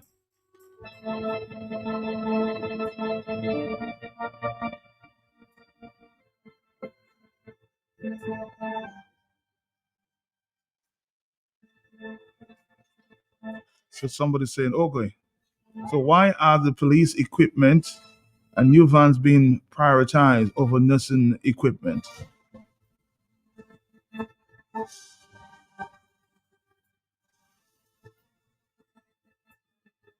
No. Somebody's saying that. Somebody's suggesting that I go to New York and get my health care. But if I have an emergency, I won't stay away from the hospital. That point is irrelevant. If I have to go take further care, of course I'll go to New York.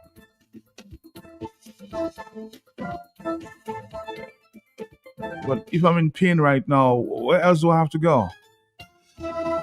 Do I have a choice if you have an emergency?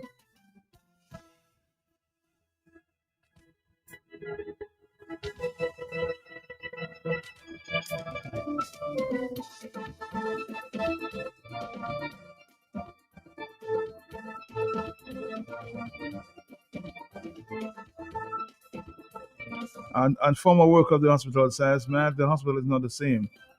I'm one who's afraid of going there. All now I need to see a doctor, but afraid the doctor would send me up. I will stay home and get treated. I can take my drips at home. See what I mean? I mean, if you can seek better alternatives, I don't discourage you, but if it is a case of emergency, I won't tell you, don't go.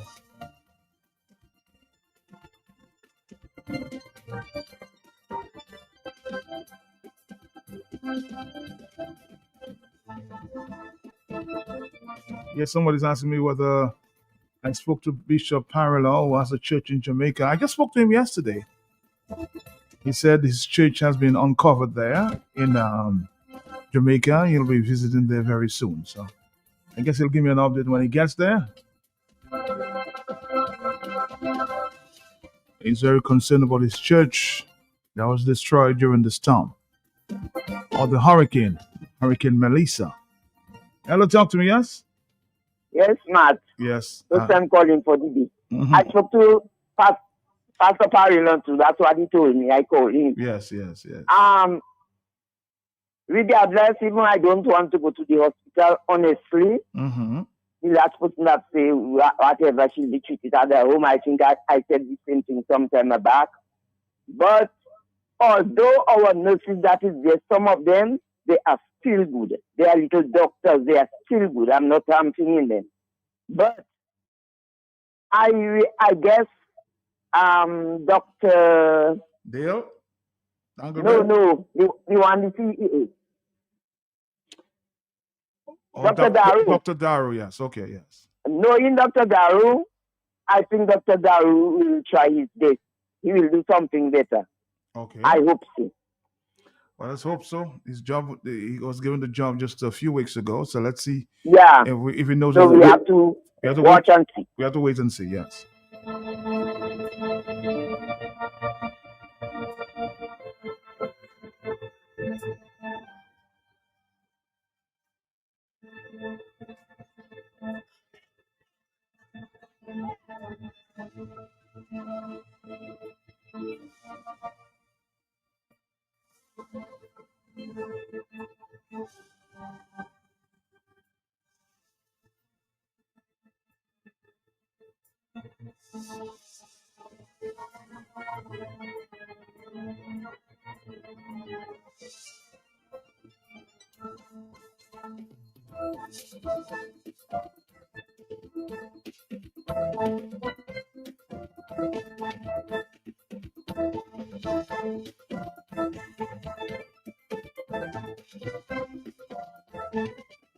All right, let's listen to another voice note at this time.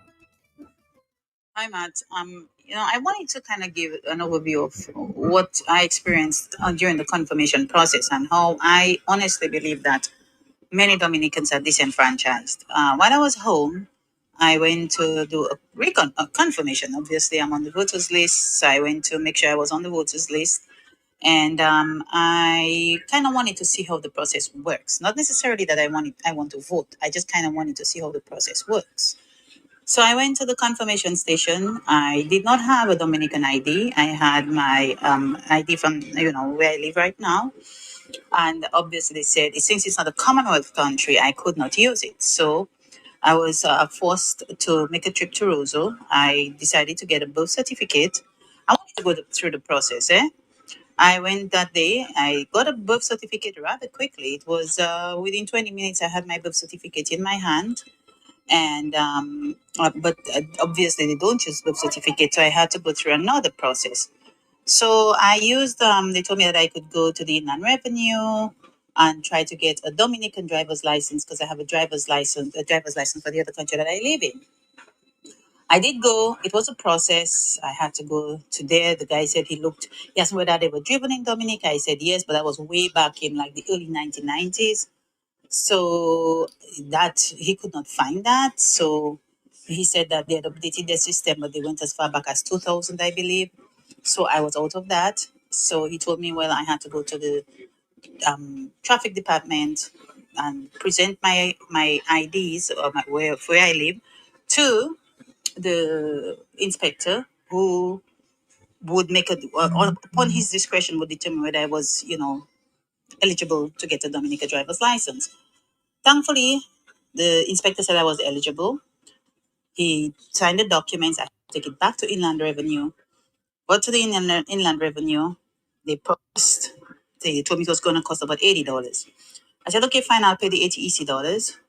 By the time the whole process was completed, they told me that there was an additional $150 for some tax, first road time, tax. some processing fee or something like that. So altogether, I had to pay $230 to get a Dominica driver's license. Long story short, I did get the Dominica driver's license. I went back to the confirmation place in Portsmouth. It is, of course, the place of Emmanuel Nantan, who everybody knows is affiliated with the Dominica Labour Party. As to how kosher or clean or how, I want to use not efficient, but how trustworthy the process is, I cannot tell you. What I do know is when I went through the confirmation process, I brought the Dominican ID. It was a rather smooth process. They only took my Dominican ID, but I asked many questions. And one of the questions that I asked was, I said, man, I don't want to lose my vote in Portsmouth. I tell my vote in Portsmouth. What if I want to vote in a place, say, like Salisbury? And they said, well, if you want to vote there, you can't do it right now because they're not registering new voters, which was kind of a concern because I don't want to say that if somebody comes, say somebody. I suspect we're having some issues with this voice note. So I'm gonna ask you to send it back, and I'll play it maybe tomorrow, okay? Because we're having some problems with your phone at this time. Your voice notes. So please.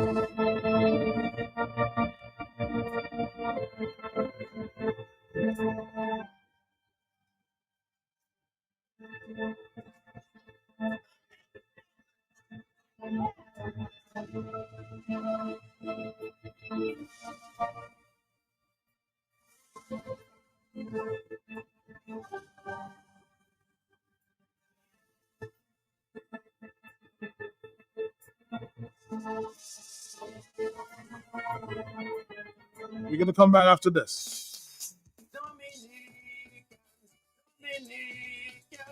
Enjoy your property, protect your property. You homeowner and businessman, protect your property, enjoy your property. Can't wait for the hurricane, can't wait till you flood again, can't wait till your roof fly out and all your business running out. Remember, no insurance company will insure your property when a storm is approaching. Get ahead of the hurricane season. Insure with a company who gives you the assurance of payment for your valid claim. Come speak with us today at the New India Assurance Company Limited, upstairs AC Shillingford and Company Limited, 24 King George Street, Roseville. Bring along an up-to-date valuation from a qualified engineer and get insured today. It's officially white potato season in Dominica. To celebrate, Bloombox is giving you the chance to win a 196cc 4-stroke 6.5 horsepower tiller valued at over $3,000.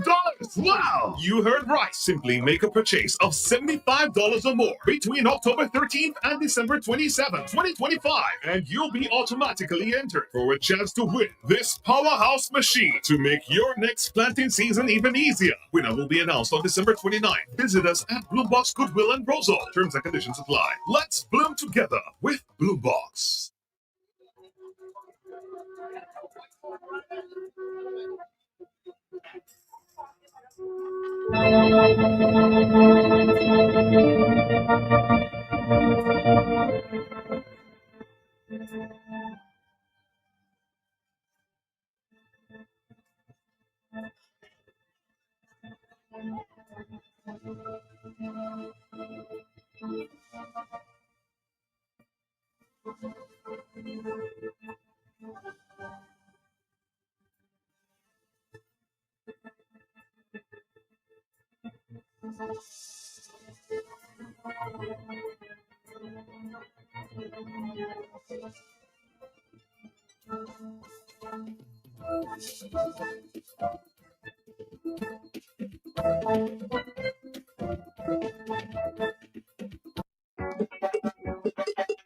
Messieurs, mesdames, it's time to celebrate Dominica's 47th Independence Celebration with ESA Trading Limited. Shop $47 and over and get a chance to win $3,000 worth of vouchers. First prize winners receive a $500 voucher. Second prize winners $300 voucher. Third prize winners $200 voucher. And 20 vouchers will be available at $100 each. Messieurs, vite, tout le monde to ESA Trading Limited. All senior citizens will receive a 15% discount every Wednesday from October 15th to November 25th, 2025. All loyalty card holders, every Tuesday and Thursday, you will receive double points. Now, all customers interested in buying one packet of Hare's Deep Dish Pizza 6 ounce or Hare's Restaurant Style 9 ounce will get 1 ounce packet free with a honey cheese flavor or barbecue flavor potato chip. Papa met 10% off 8 packet 1 ounce Hair snacks. Hurry! These fantastic offers ends 15th November 2025.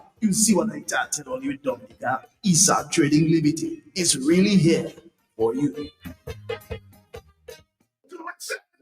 Hardware and home improvement, really supplies for you. Kitchen appliances, even home decor too.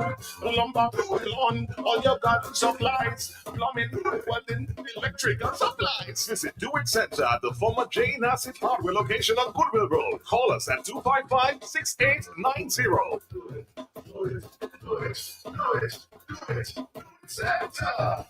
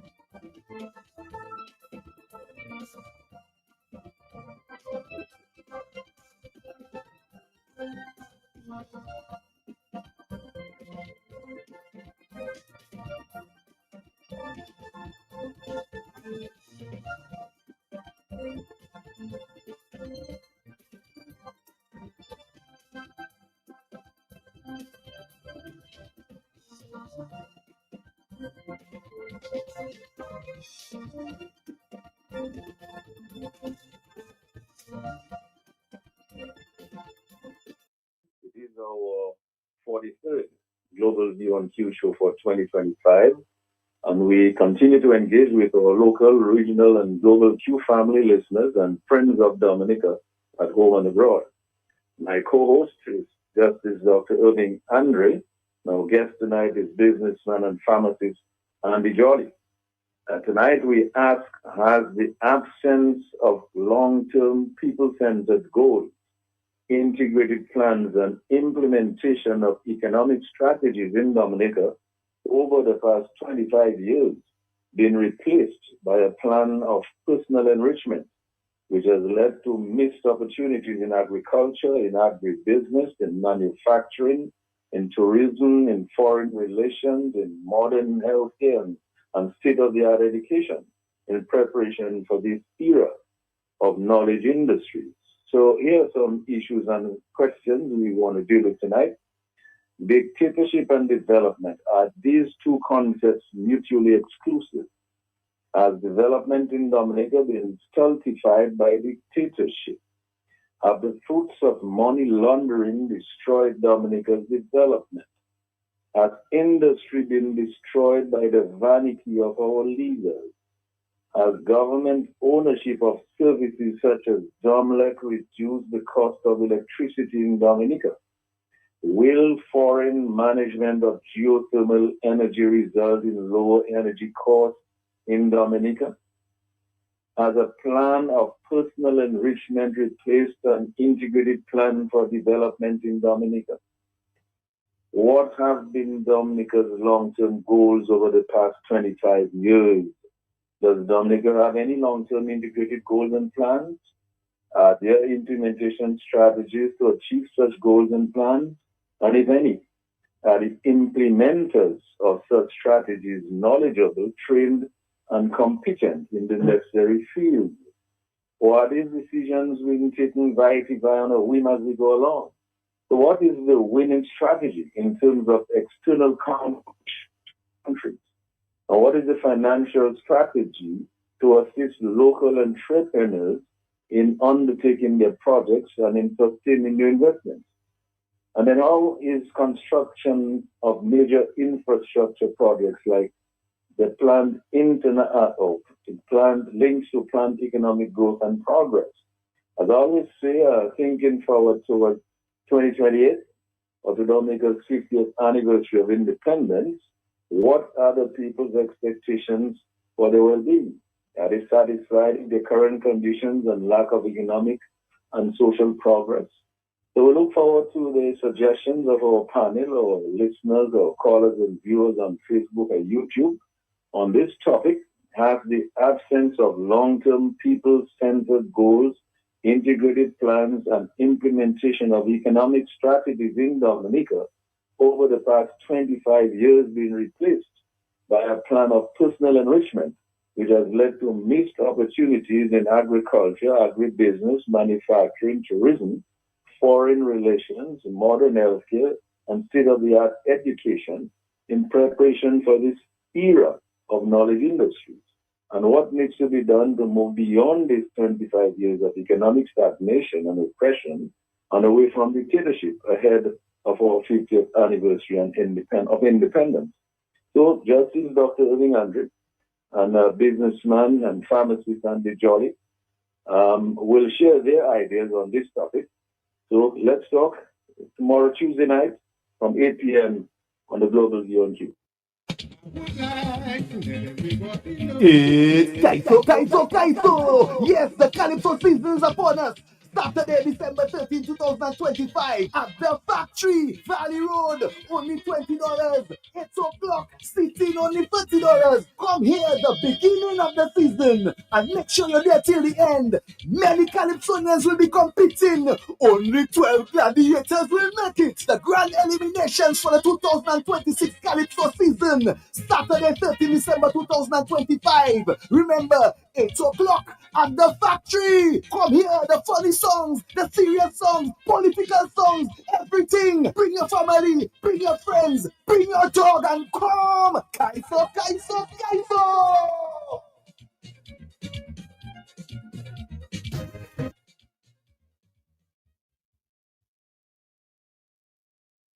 It's officially white.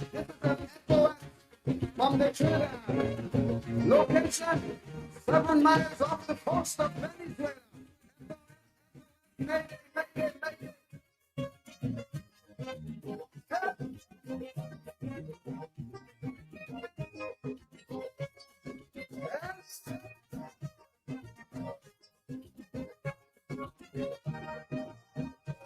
The Trinidad, I love Carolina, sailing the Caribbean Sea. I know Captain William, but yes, it's smooth and free. But sadly, Eric William passed away. This made me drop water that made someone turn the bridge over to a captain named Chambers. My blood crawl, things that fall. Hold me head when I say Captain, she been thinking. Captain, this things are wrong. Oh yes, we got some almost everything. No electricity, we oil pressure really low. Shall we abandon ship, or shall we stay on it and perish slow? We don't know. Captain, you tell me what to do. Whoa.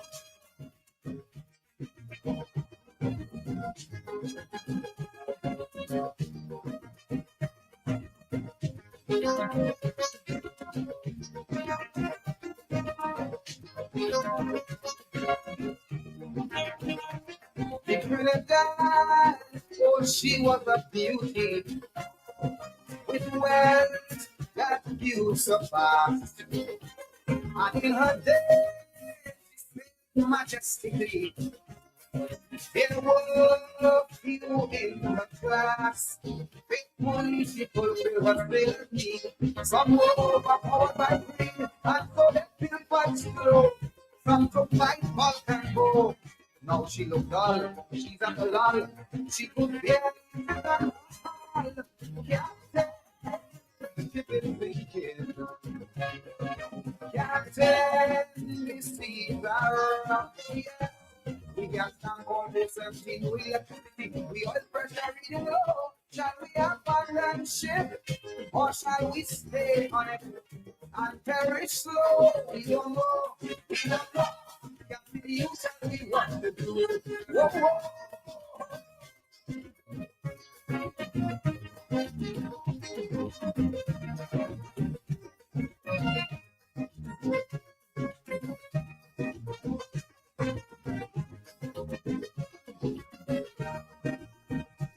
The Trinidad in her day of sailing, she was a friend to one and all. She never once ever hesitated to answer all SOS calls. And yes, but she always did her best to help her those in distress. Now it's so sad to see she's in difficulties. Though she helped share, some of them share, and sometimes because Captain, ship is sinking. Captain, these seas are rough. We got stand for no safety, no electricity. We all pressure reading low. Shall we abandon ship, or shall we sit on it and perish slow? We don't know. We don't know. Captain, you tell me what to do. Whoa.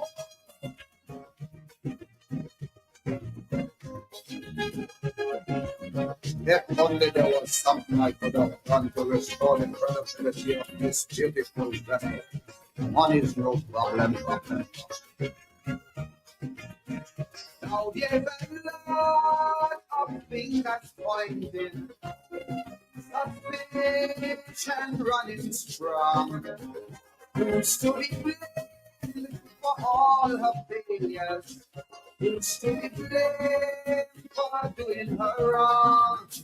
Now please remember I'm warning you, but at the end she has said no. Hold the keys to her fault, so we know who's at fault.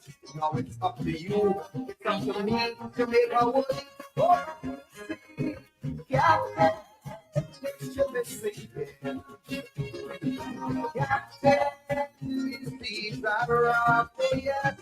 We got non-warriors and king, we electricity, we all pressure in the low. Shall we abandon ship, or shall we stay on it and perish slow? We don't know, we don't know. Captain, you tell me what to do. We don't know, we don't know. Captain, you tell me what to do.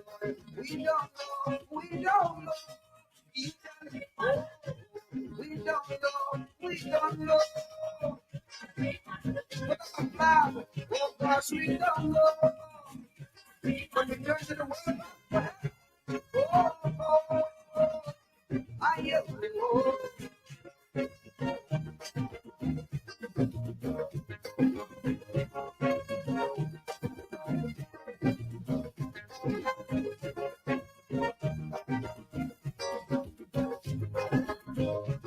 We don't know. We don't know. We don't know. Somebody put an application to the World Bank. How do we get them help to do the repairs? We don't know. We don't know. We don't know.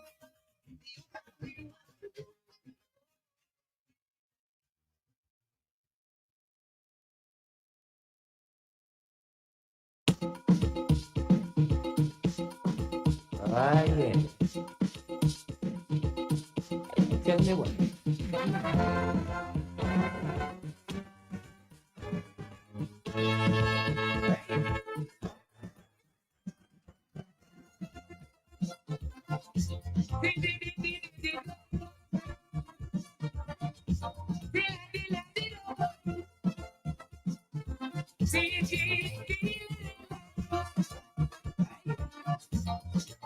When I pick you up, you was like me and you was up. I tell myself this is it.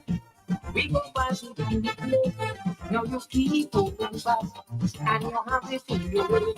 Oh no, something take your day. Oh no, something take your day. Oh no, something take your day. Oh no. Tell me why you don't have these feelings like that. It's so nice. I wonder what's on your mind. Don't tell me you're going to go by night. Tell me why you don't have these feelings like that. It's so nice. I wonder what's on your mind.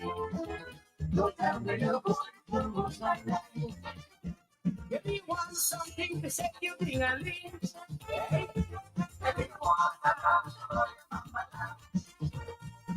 If you want a man to get back up the hand. If you want a man to buy behind.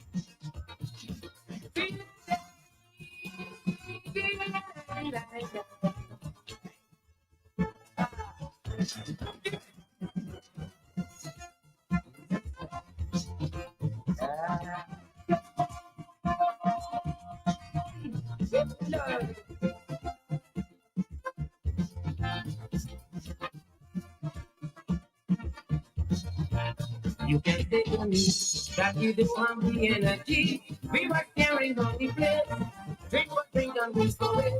But now you have me in trust. You can go run and stand up. Oh yes. Oh yes. Hey. Oh yes.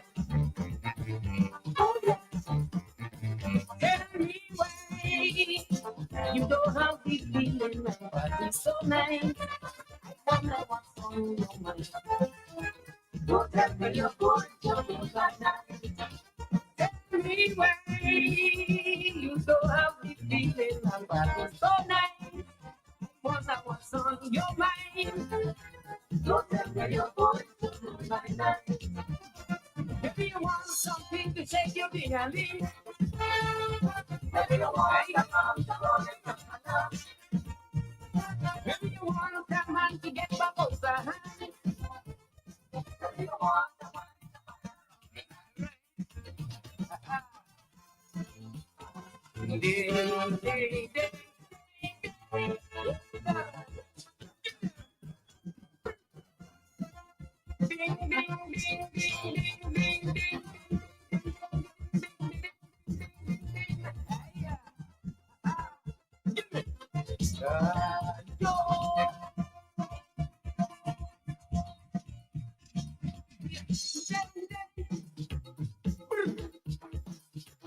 Alright.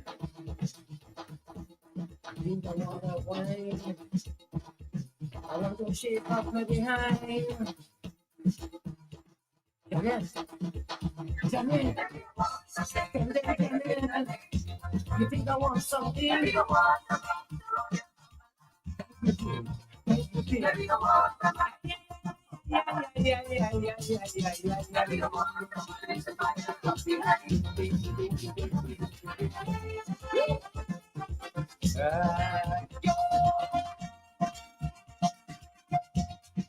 You were saying that got me shaking in my boots. I was praying I could make it. And you look like you could make it. But now you're slowing down on me. Since we reaching this party. Tell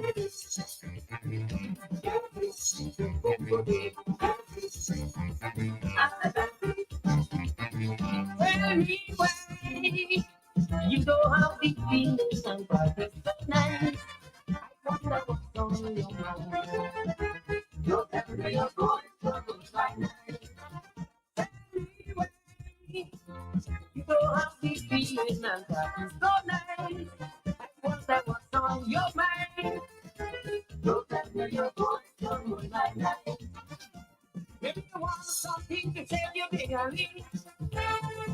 Maybe you want maybe you want some man to get back over. Hey.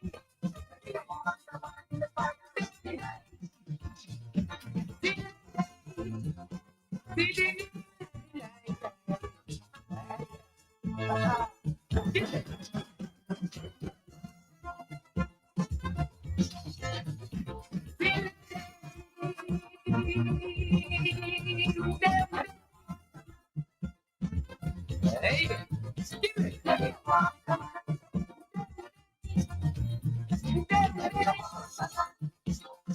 Shake your thing and leave. If you want someone to run your bumper. Hey, give it.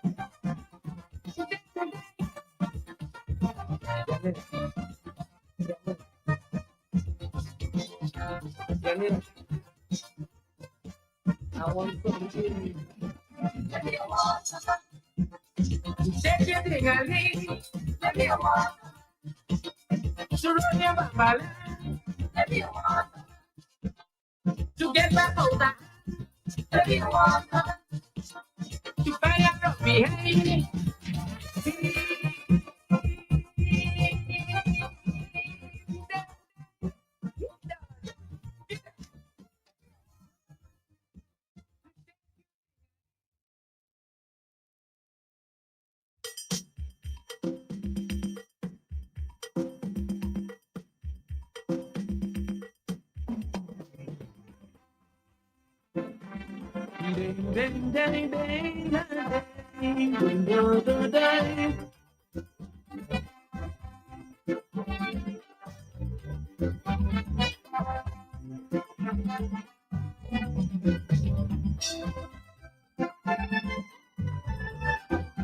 Hey girl, you look so lovely, and I'm madly in love with you. If they don't mind, I'm on the streets there. I don't know what you want to do. No, don't feel that I'm shepherding. Not because I love the cheap, but let me explain you this time. I'm not ready, I still love. But if you really want to make it with me, please don't tell me that you're not. I'm sorry because love don't love anybody. Everyone keeps cutting each other's throats. In this concrete jungle we live in, the episode is good that she wrote.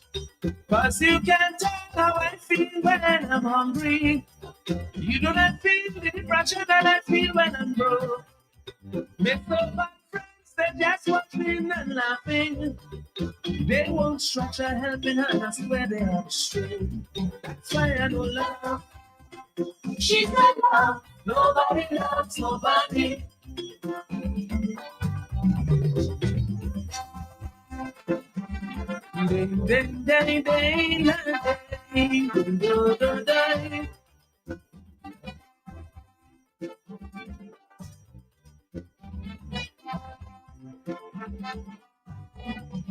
I said, baby, you must believe me, because what I'm saying is true. If they mister, just pass the money, and then do what you want to do. Boy, I was living so happy. Yes, I once had a family, but my friends then put me on a scene, introduced me to this thing called cocaine. Now I find myself in the fatality, searching for only to find there's nobody, because I don't love anybody. Everyone keeps cutting each other's throats. In this concrete jungle we live in, the episode it's good that she wrote. But you can't tell how I feel when I'm lonely. Many times I just have to get up and go and roll. No one can tell how you feel when you lose your family, especially when you're no longer home. That's why I know love. She said love, nobody loves nobody. Day, day, day, day, day, day.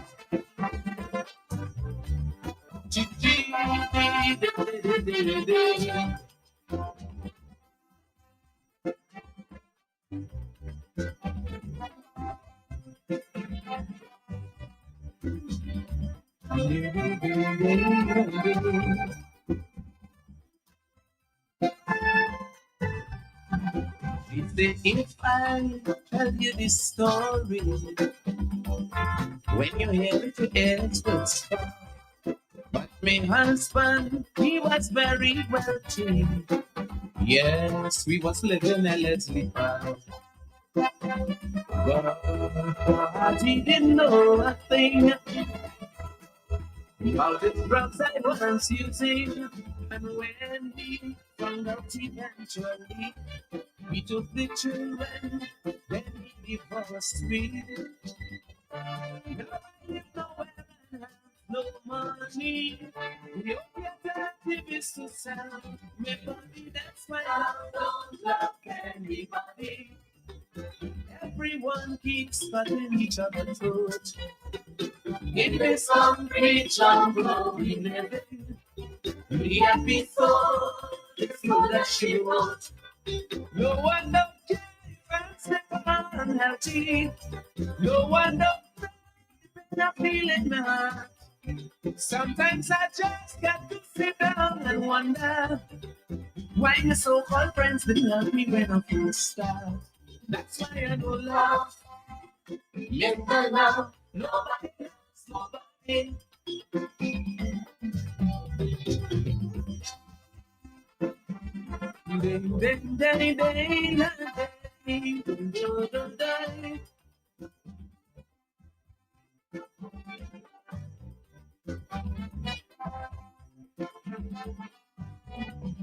She said I would like to make a clean break. Now that I've learned from my mistake. But right now, like it's too late for me. Cause I done gone through already. No matter how hard I tried, don't want to answer my cries. Everybody keeps turning me down. Nothing feels right, boy, they are so wrong. Now that you know the whole truth about me, boy, you have peace cause you can fool me. I know I don't love anybody. Everyone keeps cutting each other's throats. In this concrete jungle we live in, the episode is more that she wants.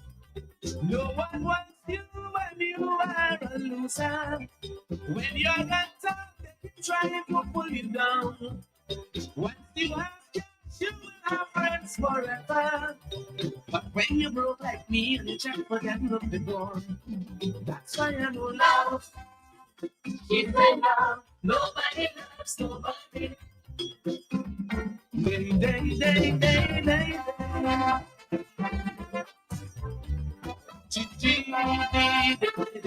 Day.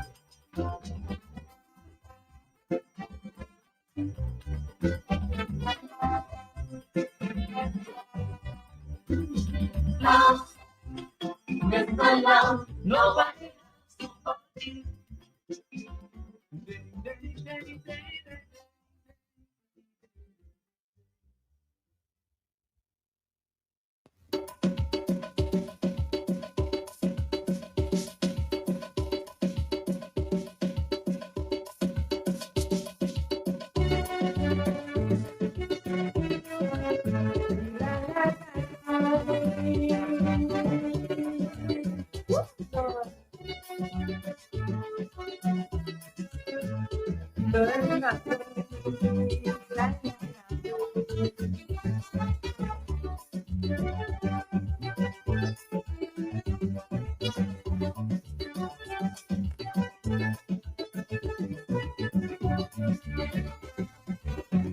I start to study the whole universe.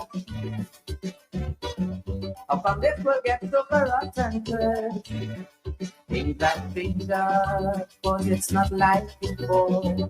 Man's life in turmoil, with disaster and war. For sure, with the nuclear this and the nuclear that, the intent to smash down the world flat.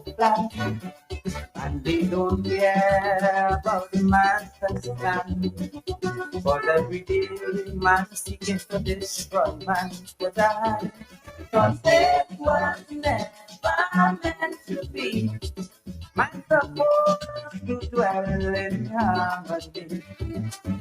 But because of selfish ways, man create things to shorten his days, but in this comfort and strife. What a life, But in its comfort and strife, what life in its times, but these are the signs of the end of time. La la la la, la la la la.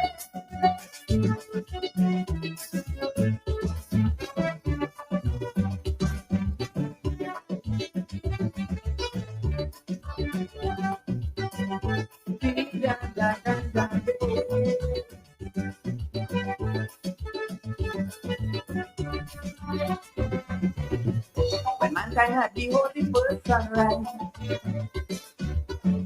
it was to him was like a paradise. But until now, to his will he never take heed. Now he's at war with himself because of his greed. I read, when they drop the bomb in Hiroshima, in history it is the worst disaster. It's a record of millions of people dead. Yet every day, man improving on new warhead. It's red, but it was never meant to be. Man supposed to dwell in harmony. But because of selfish way, man create things to shorten his days, but in this comfort and strife, what a life, what a life. But in this comfort and strife, what a life. In these times, but these are the times of the end of time.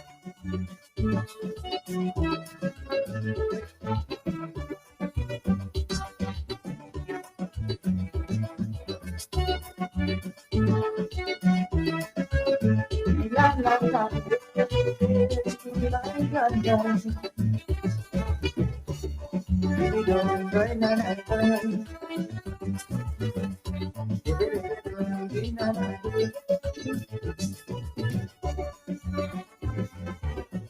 Mankind of himself create tragedy,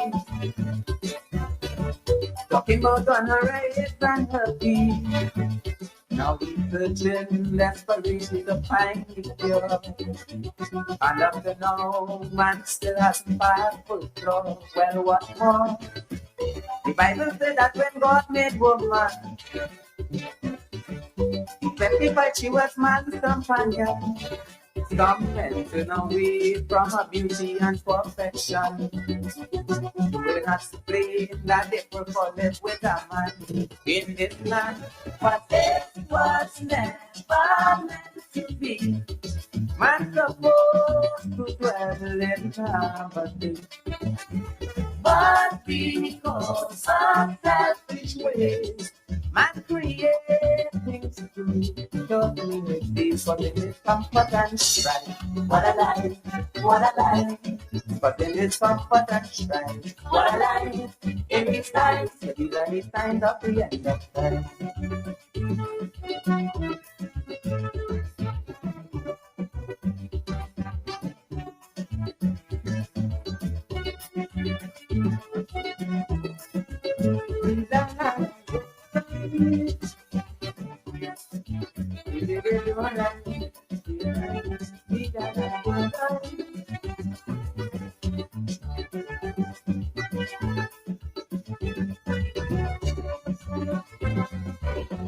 I pray that one day this nonsense will cease. Mankind must return to what must be.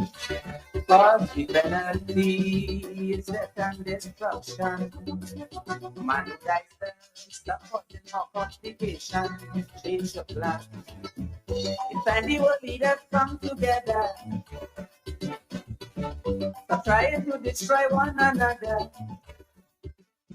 Matter if you're from England or Haiti, America, Iraq, Beijing or Germany, sign peace treaty. But it was never meant to be. Man supposed to dwell in harmony. But because of selfish ways, man create things to show. This got in his comfort and strife. What a life, what a life. But it is comfort and strife. What a life in these times. So these are the signs of the end of time. What a life, what a life. But it is comfort and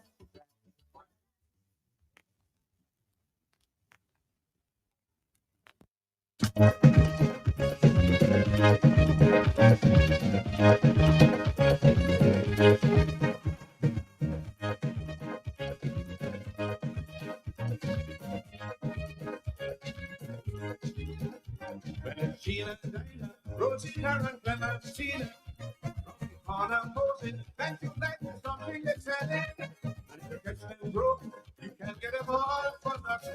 Don't make a rock. The enemy's gonna sparrow take over. Ah, Sheila, Dinah, Rosie, Karen, Clementina, on a Moses, thank you, like something that's selling. And if you catch them broke, you can get them all for nothing. Don't make a rock. The enemy's gonna sparrow take over. Well, the girls don't feeling bad. No, yeah, it's really bad. If you close some fish for good, let yourself to make out how they could get. Now they pack up and down. In for a penny, in for a pound. The nearest competition. So, something how they fight for go. Show the bunch of Gina, Dinah, Rosie, Karen, Clementina. On a posting, and something that's telling. If you catch them broke, you can get it all for nothing. Don't make a rock. The acting's on a sparrow take over. Ah, Gina, Dinah, Rosie, Karen, Clementina. On a posting, back to life and something that's telling. If you catch them broke, you can get it all for nothing. Don't make a rock. The enemy's on a sparrow take over. Take me back to head and cry. Cause I said I ain't coming, I not cry. Oh, but you take me or you. Going together, bring for two. Brother, if you have things back in control, I see can fetch in the heart and soul. When I spread this news around, it's the start of pavement coming to come. Just to me, Sheila and Dinah, Rosie, Karen, Clementina. On a mountain, but you like something that's standing. And you catch them broke, you can get them all for nothing. Don't be corrupt. The Yankees gonna sparrow take over. Sheila and Dinah, Rosie, Karen, Clementina. Rock on a mountain, but you like something that's standing. And you catch them broke, you can get them all for nothing. Don't be corrupt. The Yankees gonna sparrow take over.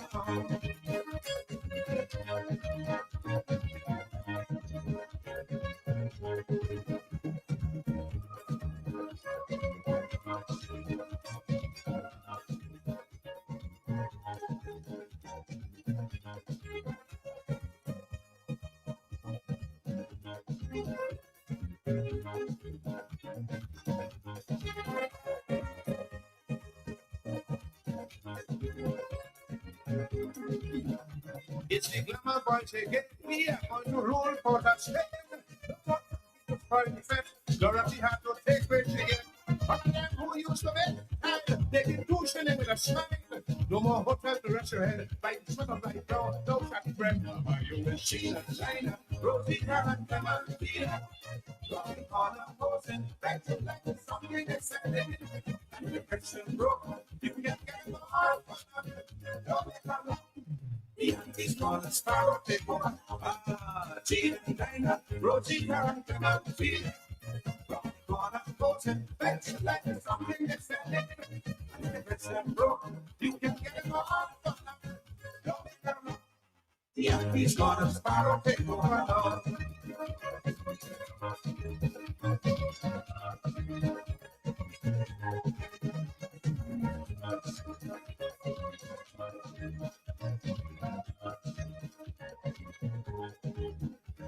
The little grown-up she puts and it disappears. Everybody keeps searching everywhere. Well, each and every on that she dress, taking a rest the way she jolly and happy. How jolly is that must be tickled in she.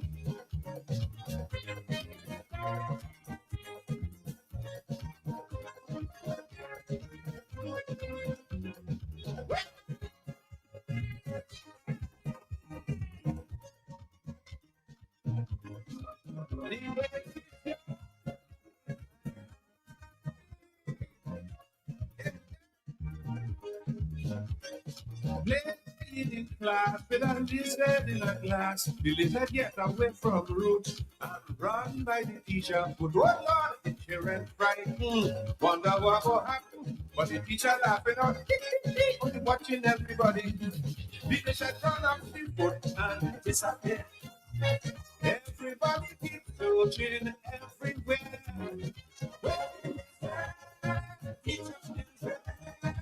Under she there, taking the way she jolly and happy. How she lives and she.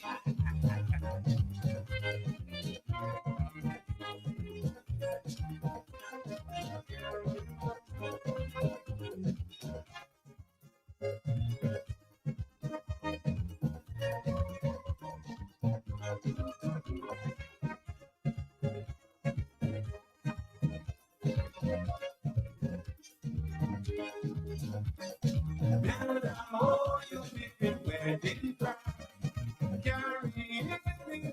Oh, yeah, all you do, can't get to. I still ain't married to you.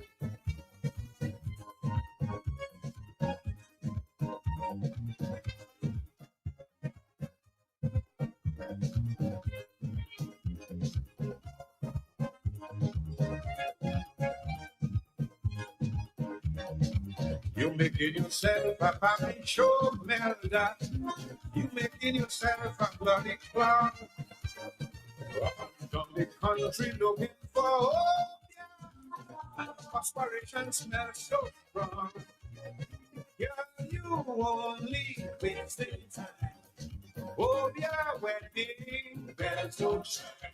You can't drop me, with me romancing. Melda, oh, you making wedding plan. Carry in, oh, yeah, man. All you do, can't get you.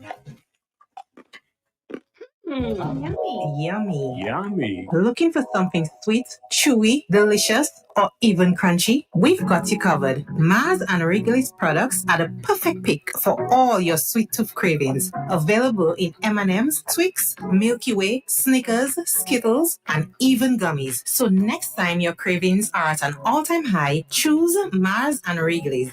Available at Fine Foods Inc. distribution or your favorite supermarket island-wide.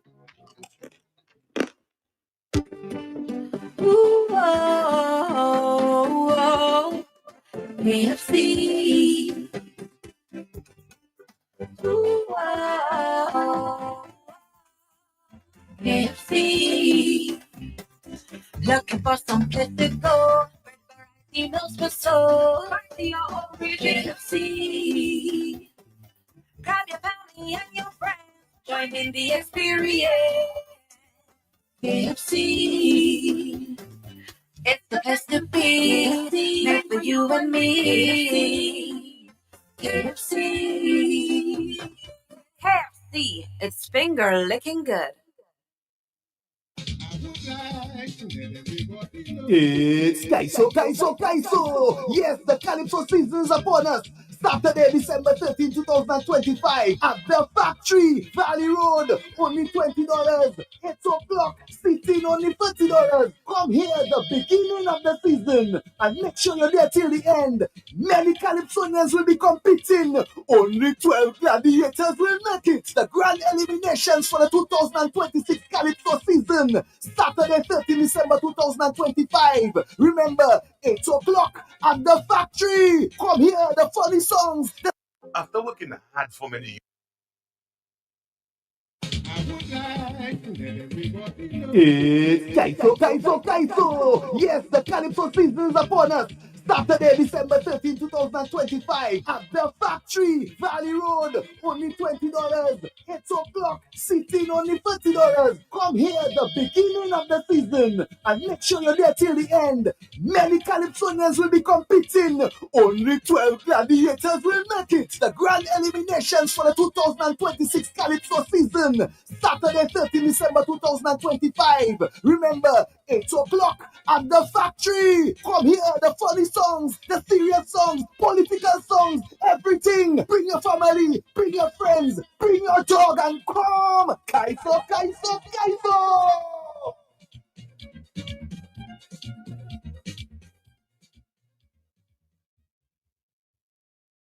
If you're working for a while, come back once and make you smile. Cause Black Friday come around. We are the best prices in town. No price, that's our call. Yeah, it's back. Cause Black Friday. I tell you, hurry fast, traffic on the highway. You know we got unbeatable prices. Furniture, electronics, and appliances. Are you coming? Say yeah. Weekly prices. Biggest and best deals of this season. Shop and quick to it. And don't forget till next year, January. Look at the cut down to go. What's already low? What's already low? Price now. And when the price come out. A tout fi, point li net mwen a sou tabla ba mwen. Fè vite souple mwen pressé. So let me see, ma.